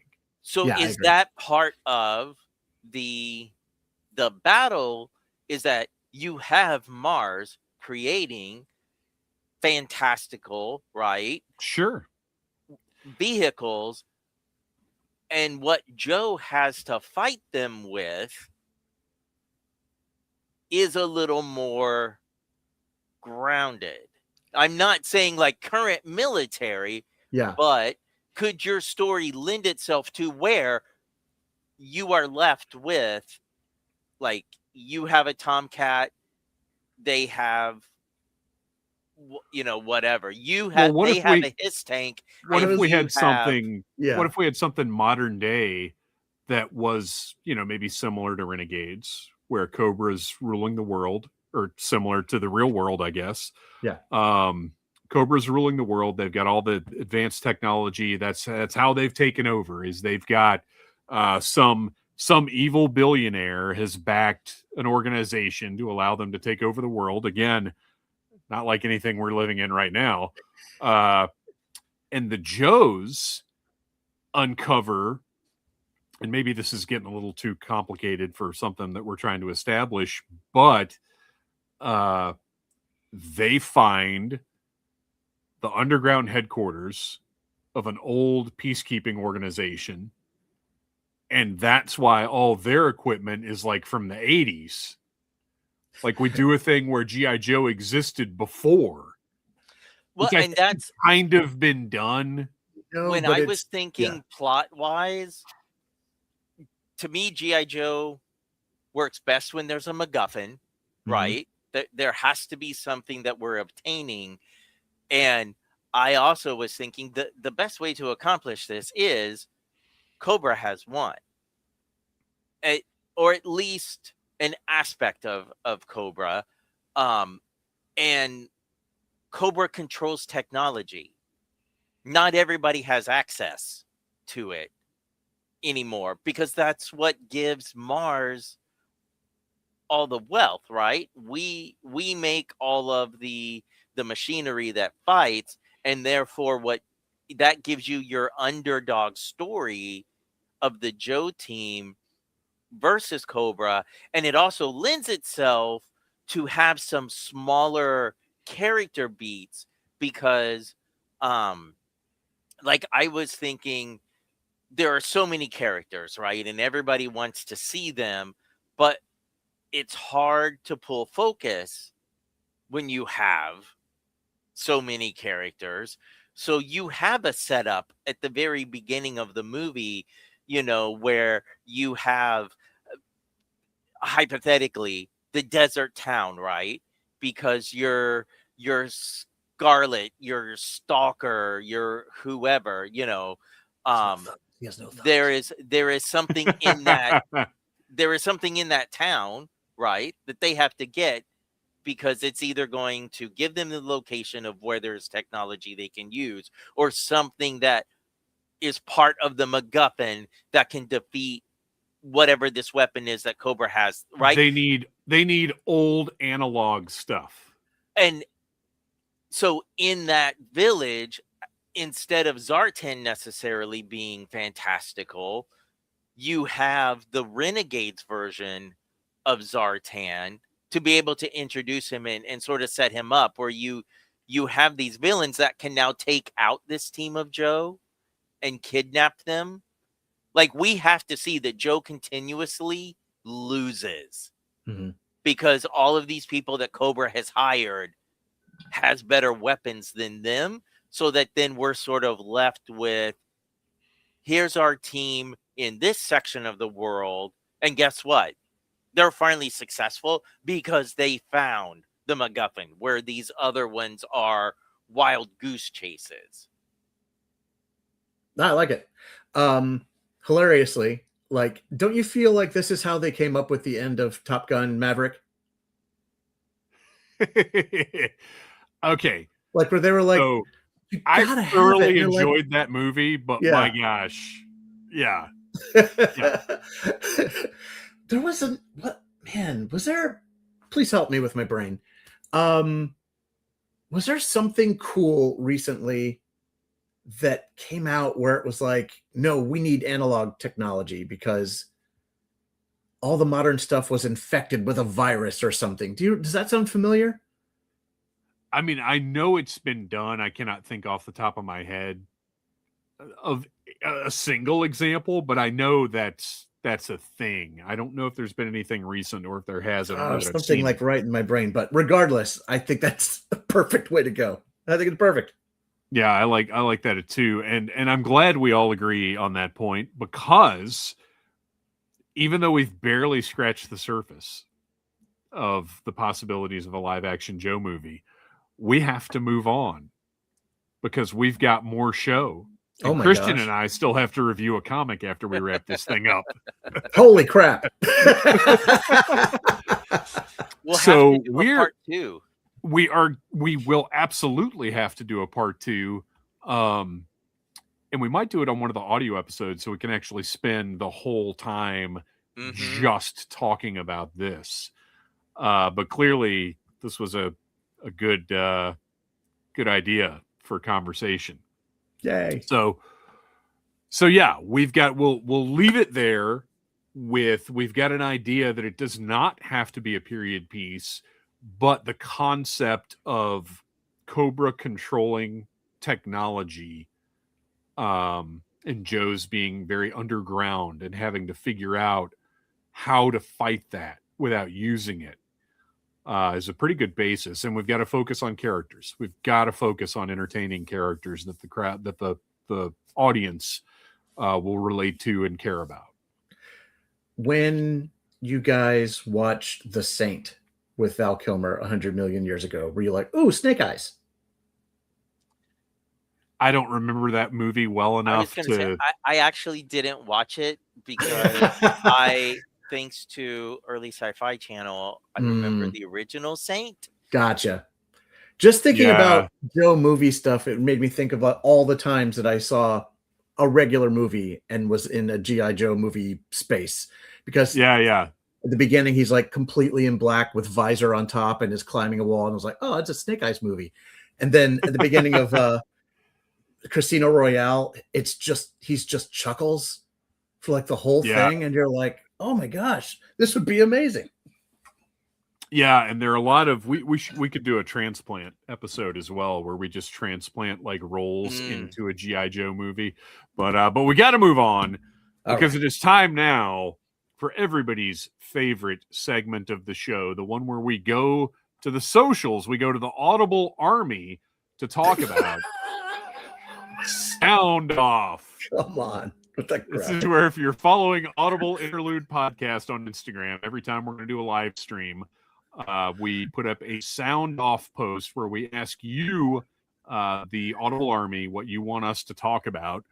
Kicking things off, our little buddy, our Cobra interns intern, Wreckship 85. It hasn't really happened yet with Classified, but what, if any, crossovers would you want to see done with G.I. Joe? And yes, I don't want to see it is acceptable. So we talked about this plenty, but I think there are so many different answers and so many different opportunities. But I'm going to stick with the ones I always say is Mask and Humanoids, like the stuff that we've seen as potentially part of a G.I. Joe universe for years now. Those are the ones I still would like to see. But do you guys go a little further outside the box than that, or what do you think? Oh, you know what my answer is. Same thing it always is. I want to see Gem and the Holograms in a battle of the bands with Cold Slither, obviously. Yeah, absolutely. I'm still sticking with I'm burnt out on crossover stuff. Oh, right. Yeah. And I honestly, like, when I saw this question today, I was trying so hard, and I'm just like, unfortunately, and I do feel bad saying it, Wreckship, I don't want to see any right now. It's funny that you're uncharacteristically crusty on this topic. I know. It's because this is such a me topic, but I just think it's. But I get it. I get it. Prevalent right now. And that's what it is that with every other IP, especially Turtles, they're all crossover hookers. It's crazy. So I get it. Is in this case, just out of curiosity, is a crossover like just two universes happening in the same space, or is it like you're mixing and matching characteristics and mashing characters together and stuff? I really don't. I think it could be either. It really depends on what it is. Because, I mean, technically, well, as of now, Mask is not even a crossover. It's just part of G.I. Joe because Skybound is doing that. And historically, Gem and Inhumanoids are both part of G.I. Joe as far as Sunbow is concerned. So really, my answers aren't even crossovers. But it could be anything from that to Ninja Turtles and G.I. Joe to, I mean, it could be whatever. It's basically things that you tend to think of as separate IPs crossing over in some way, whether it's a story way or whether it's these Ninja Turtle G.I. Joe figures that honestly I completely forgot about until I mentioned them just now. I completely forgot those are even happening. Yeah, it's so yeah, I mean it could be any number of different things, like the Transformers G.I. Joe, those literal crossover toys that they did. It could be whatever. Gotcha. Next up, Tom Henry. I know you guys likely don't have time, but I'd like a breakdown of all the Silent Cobra missions sometimes, maybe as a standalone Audible Interlude episode. Honestly, we probably will not have time. I would love to do it. I'd love to review all of the comics, but it is literally a time issue. With that said, Copperhead has always been cool, but there seems to be an effort to elevate the character into a main operative of Cobra, which I'm cool with, don't get me wrong. Is this something I'm imagining, or when do you all think it started? Hashtag Hydra Sled 2026. Nice. All hoping for that Hydra Sled, Tom Henry. I mean, you guys may have a different answer, but I feel like it's literally like the classified Copperhead with Lenny's headcanon. Like, well, his reference to the original file card, but kind of his excitement. Yeah. Seems to be that leveled Copperhead up a little bit. Yep, I agree. Okay. Yeah, there no, you go. You got you one and done. I was thinking. Yeah. Joe, ARAH.42. Are vehicles, regardless of size, even going to be possible at the price points we are facing? Are we at a tipping point where, as collectors, sometimes it's better to want than have? To me, and this just tells you what stage of collecting I'm in, all collecting is better to want than to have. When you talk about spiking the needle, like seeing it on that screen or on that shelf, or like it's shipped or it's coming or it arrives, is like always better than, oh yeah, no, I have that. I have it in the room. I think it's hard to say. I think we're facing a tipping point in that I think that more people are being selective. But I know even for me, when the prices of the current new stuff are now up there with what it would cost to get some of my dream pieces from the vintage line, that I've always been like, ooh, that's so expensive. Well, if I'm gonna drop $110 on a despoiler in classified, what's stopping me then from going on eBay and dropping $110 on, a vintage vehicle? Right. That I've had that same mental conversation of like, wait a minute, wouldn't I rather have like one of the things I need to rebuild my collection than this new thing? But it's getting caught up in the momentum of the current collection. But I also look at stuff like Gridiron, and they're still churning out $300-$400 vehicles. So I think that people are buying like 5 of them. There is a market for it, but I do think when it comes to the average consumer, like collector, there is a tipping point. There I does think come a so. point where, you know, I mean, and we've seen it even with the podcast where people are like, oh, I'm going to wait for this to hit Ross. Yeah. Well, I will sum up with the one little statement that I wrote to this. American material excess seems to have no limits.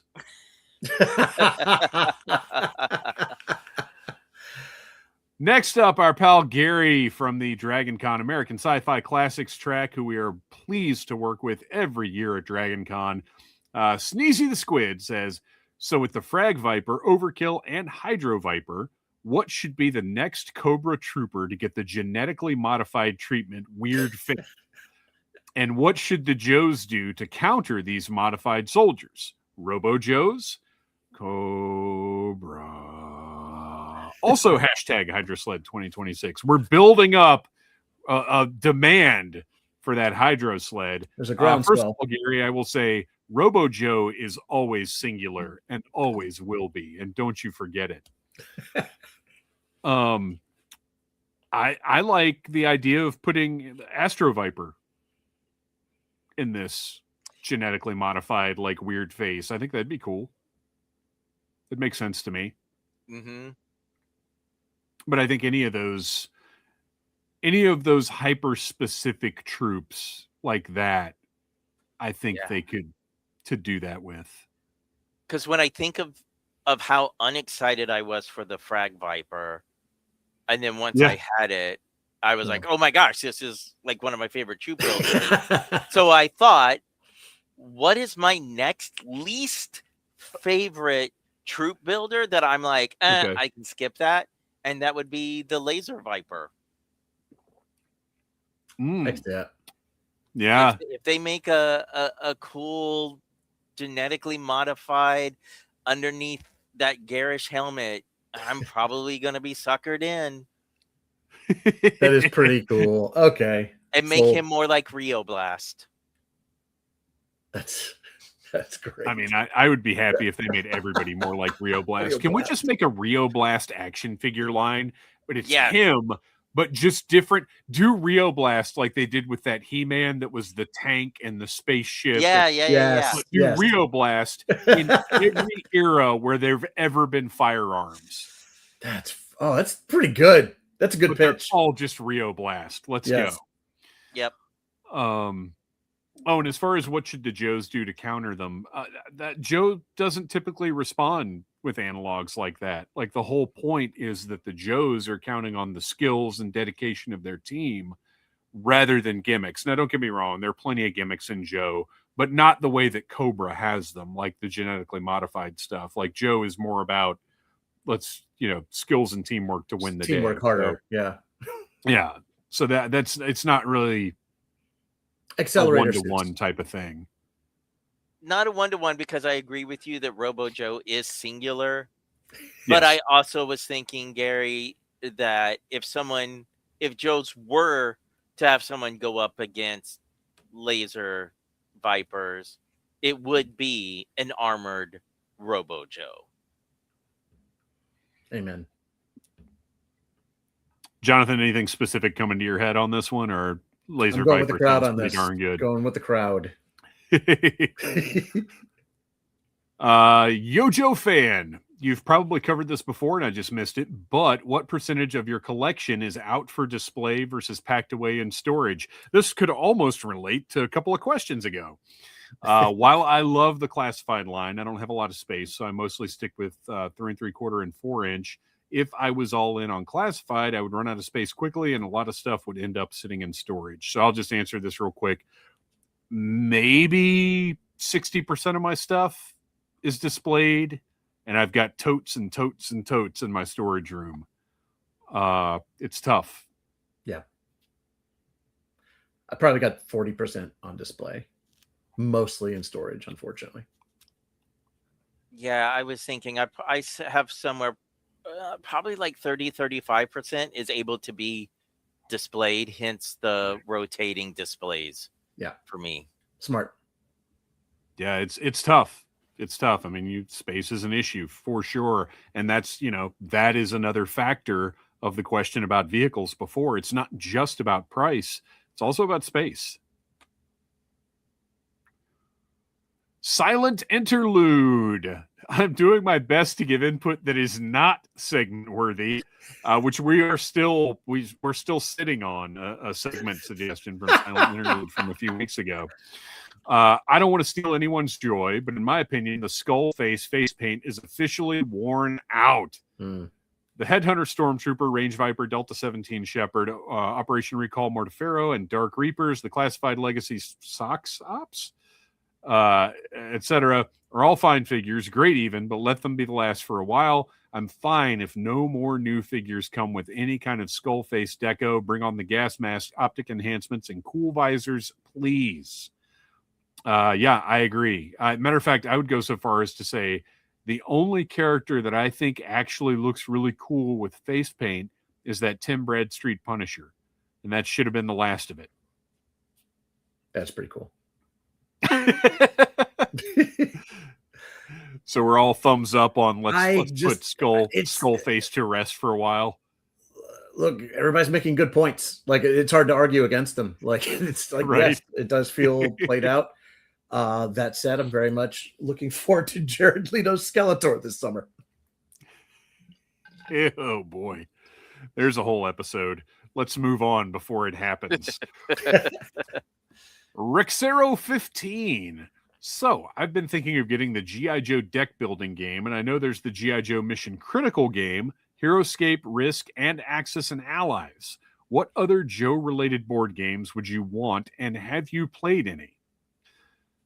So, you guys got any input on this one? This is a blind spot for me. Yeah, I don't, unfortunately, because as all our listeners know, with my work, I have zero time for board games. I love the concept of it. I would really like to do the G.I. Joe Risk, but they would just sit in a, or not sit in a tote, but they would just live in a tote. So I've got a game night group, but none of them are Joe fans, and like we have so many other common interests that it's not worth, so many other common interests and so many great games we play. It's just not worth the, hey, you guys should check out G.I. Joe. There's no point to it. Because there's so much other stuff that we do. Yeah. We just, oh man, what is the game we just played that was so good?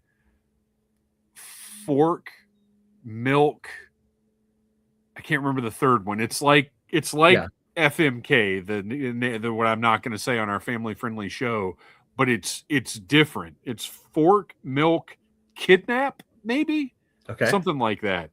And it was so much fun. And I got it for $5 at Walmart. It was on clearance, and they had 50 of them. So if you check your local Walmart, they may have this game.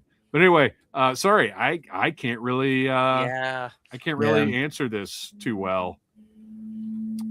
We tried to play a Masters of the Universe game months ago, and it was not fun, and that's all I'll say about it. Oh, it's too bad. It's and look, it's tough because you have so many different flavors. Right here, talking about like Axis and Allies. I remember trying to play that with my dad when I was young. And I mean, I don't think I've ever cried that many times in a day in my life. So yeah, I don't know. I don't know what would be a good Joe game. I've got G.I. Joe Monopoly up there, and I've got the old, as we've talked about on the show, I've got all the old board games over here. Right. But yeah, I don't know what to recommend. Sorry. If the chat wants to throw anything out there, yeah, let us know. Well, that wraps up Sound Off. We've got one last segment, and we're going to speed through it here. As a matter of fact, well, Jonathan, did you come ready with a Joe and Tell? Did you? I do have a Joe and Tell on camera, and it's weird. We're going to do a speed round of Joe and Tell, but I'm going to go first because, oops, I did it again. He has a custom Britney Spears made from a G.I. Joe classified. I ordered another box of shirts from Super 7 because that deal was just too good. And I just, real quick, we're going to find out if I got any doubles, if I got anything new. We'll see what's in live here. unboxing. Live unboxing. And I got same shredder and a soup can shirt. But that's okay because that's a prize for the game show. Nice. Got what looks like just a plain black t-shirt. Not very exciting. Oh, yeah, I'll take one of those. Oh, it's just Super 7. Oh, that's kind of cool. Super Oh. 7 hardcore shirt. I actually really dig that. That's one I'll wear.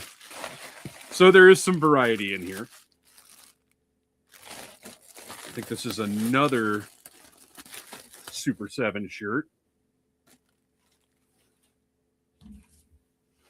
Flip it around. It's like a cheeseburger. What is that? It Is that some, the oh, worst? it's zombie beef. Yes. Okay. That's great. That's great. Oh, these are, I've got some different stuff in here. This is kind of cool. Oh man. Cute. Bert and Ernie. That's awesome. And last one, Ernie and Bert. another right. Another yellow. Oh man. Who's that? Reptar. That is Reptar. Oh, nice, dude. So that is Very cool. Rugrats. Rugrats were never my bag, so that one is going to be a little giveaway. But one duplicate, 4 new ones, not too bad. I'll take it for $8 a piece. Yeah, it's crazy. Let's go. All right. Jonathan, what do you got for us? All right. So I don't think there are any rules really about this Joe and Tell. So I wanted to grab something that's a little bit unusual for me. Like it's not like a figure or something, but it's very personal. And I really love this. And I haven't thought about this in a long time. So this is my little file box from growing up. Yes. That my mom got me. Literally says file box. And wow. It's 89 cents from Albertsons. And it is where I cut out and stored all my file cards growing up. This is like an actual treasure to me. Like that is awesome. This is like if the house is flooding again, this is one of the things I'm grabbing and taking with me. But it comes with bonus coolness because besides all the cool file cards, I've not pulled this out in over 2 decades. Yeah, so they are jammed in there. I love right? that. Look at that. Wow. Cut them all out myself by hand. Inside are all my flag points. Flag points. Yes. So That's if these are great. still legal tender, I think I can get some pretty cool stuff. I say you get Rec Ship to hit Lenny up, and we're gonna get Lenny to redeem those flag points for you. Yeah. Oh, that'd be great. Oh, look, It fast needs to draw. happen. That's great. Oh man, so cool. that's a good Joe and Tell because legit stuff I still have from my childhood. That's golden. Oh, it smells like the 80s. Fantastic. So yeah, that's my thing today. What do you guys? That's great, man. Thank you for sharing that. I love that. Sir. All right, Kristian, what you got? All right. Well, so my Joe and Tell is G.I. Joe adjacent because he would not exist without the Japanese G.I. Joe line. And as we have talked about Micronauts on this channel before, ladies and gentlemen, oh man, I got a Biotron. You have so much cool stuff. And he is so awesome. And he has been sitting on my Cobra shelf because absolutely he is fighting the Super 7 Cobras and Joes. So, yep. I don't know if his electronics still work. I haven't put batteries in him yet to check. But he is beautiful, That's and freaking cool, dude. those Yeah. 2 weeks of no days off were worth it. Can I see the back? Yeah. Oh, yeah. His treads are in perfect shape. That looks so good. The seller didn't Oh. actually have any photos of the back, so I was very, very nervous. But there are people that make repros just in case you Yeah, haven't yeah. access to get one. But his were there, and they're in great shape. All the joints are really tight. So yeah, That's Yeah, killer. that's really uh, cool. Killer. Japanese Yeah. GI Joe gave birth to Takara's Microman line. So Joe make it work. adjacent for Joe adjacent. sure. Very cool. That's awesome. Well, that is all the show we've got for you this week. We want to thank our very special guest co-host, Jonathan Davenport. Where can we find you online, and what are you up to right now? You can find me exclusively on Instagram these days because, as I always say, X is a trash pile. Check me out on Instagram at Davenport, where you can check out all my pro wrestling gear designs. I got some Superman stuff I'm going to be posting in the next few days after it's Heck yeah. officially open and out. And that's where you can find me in all my adventures. Awesome. Kristian, where can we find that toy photography you do so well? You can find me on Instagram and Blue Sky under the name Legion Cub. Our music is by Chris Lodge of Neon Warlords. Be sure and check out Neon Warlords here on YouTube and all over the socials. Follow us on Instagram at Audible Interlude Podcast. And remember, our next live stream is right here on the Needless Things YouTube channel on May the 11th. Until then, you joke!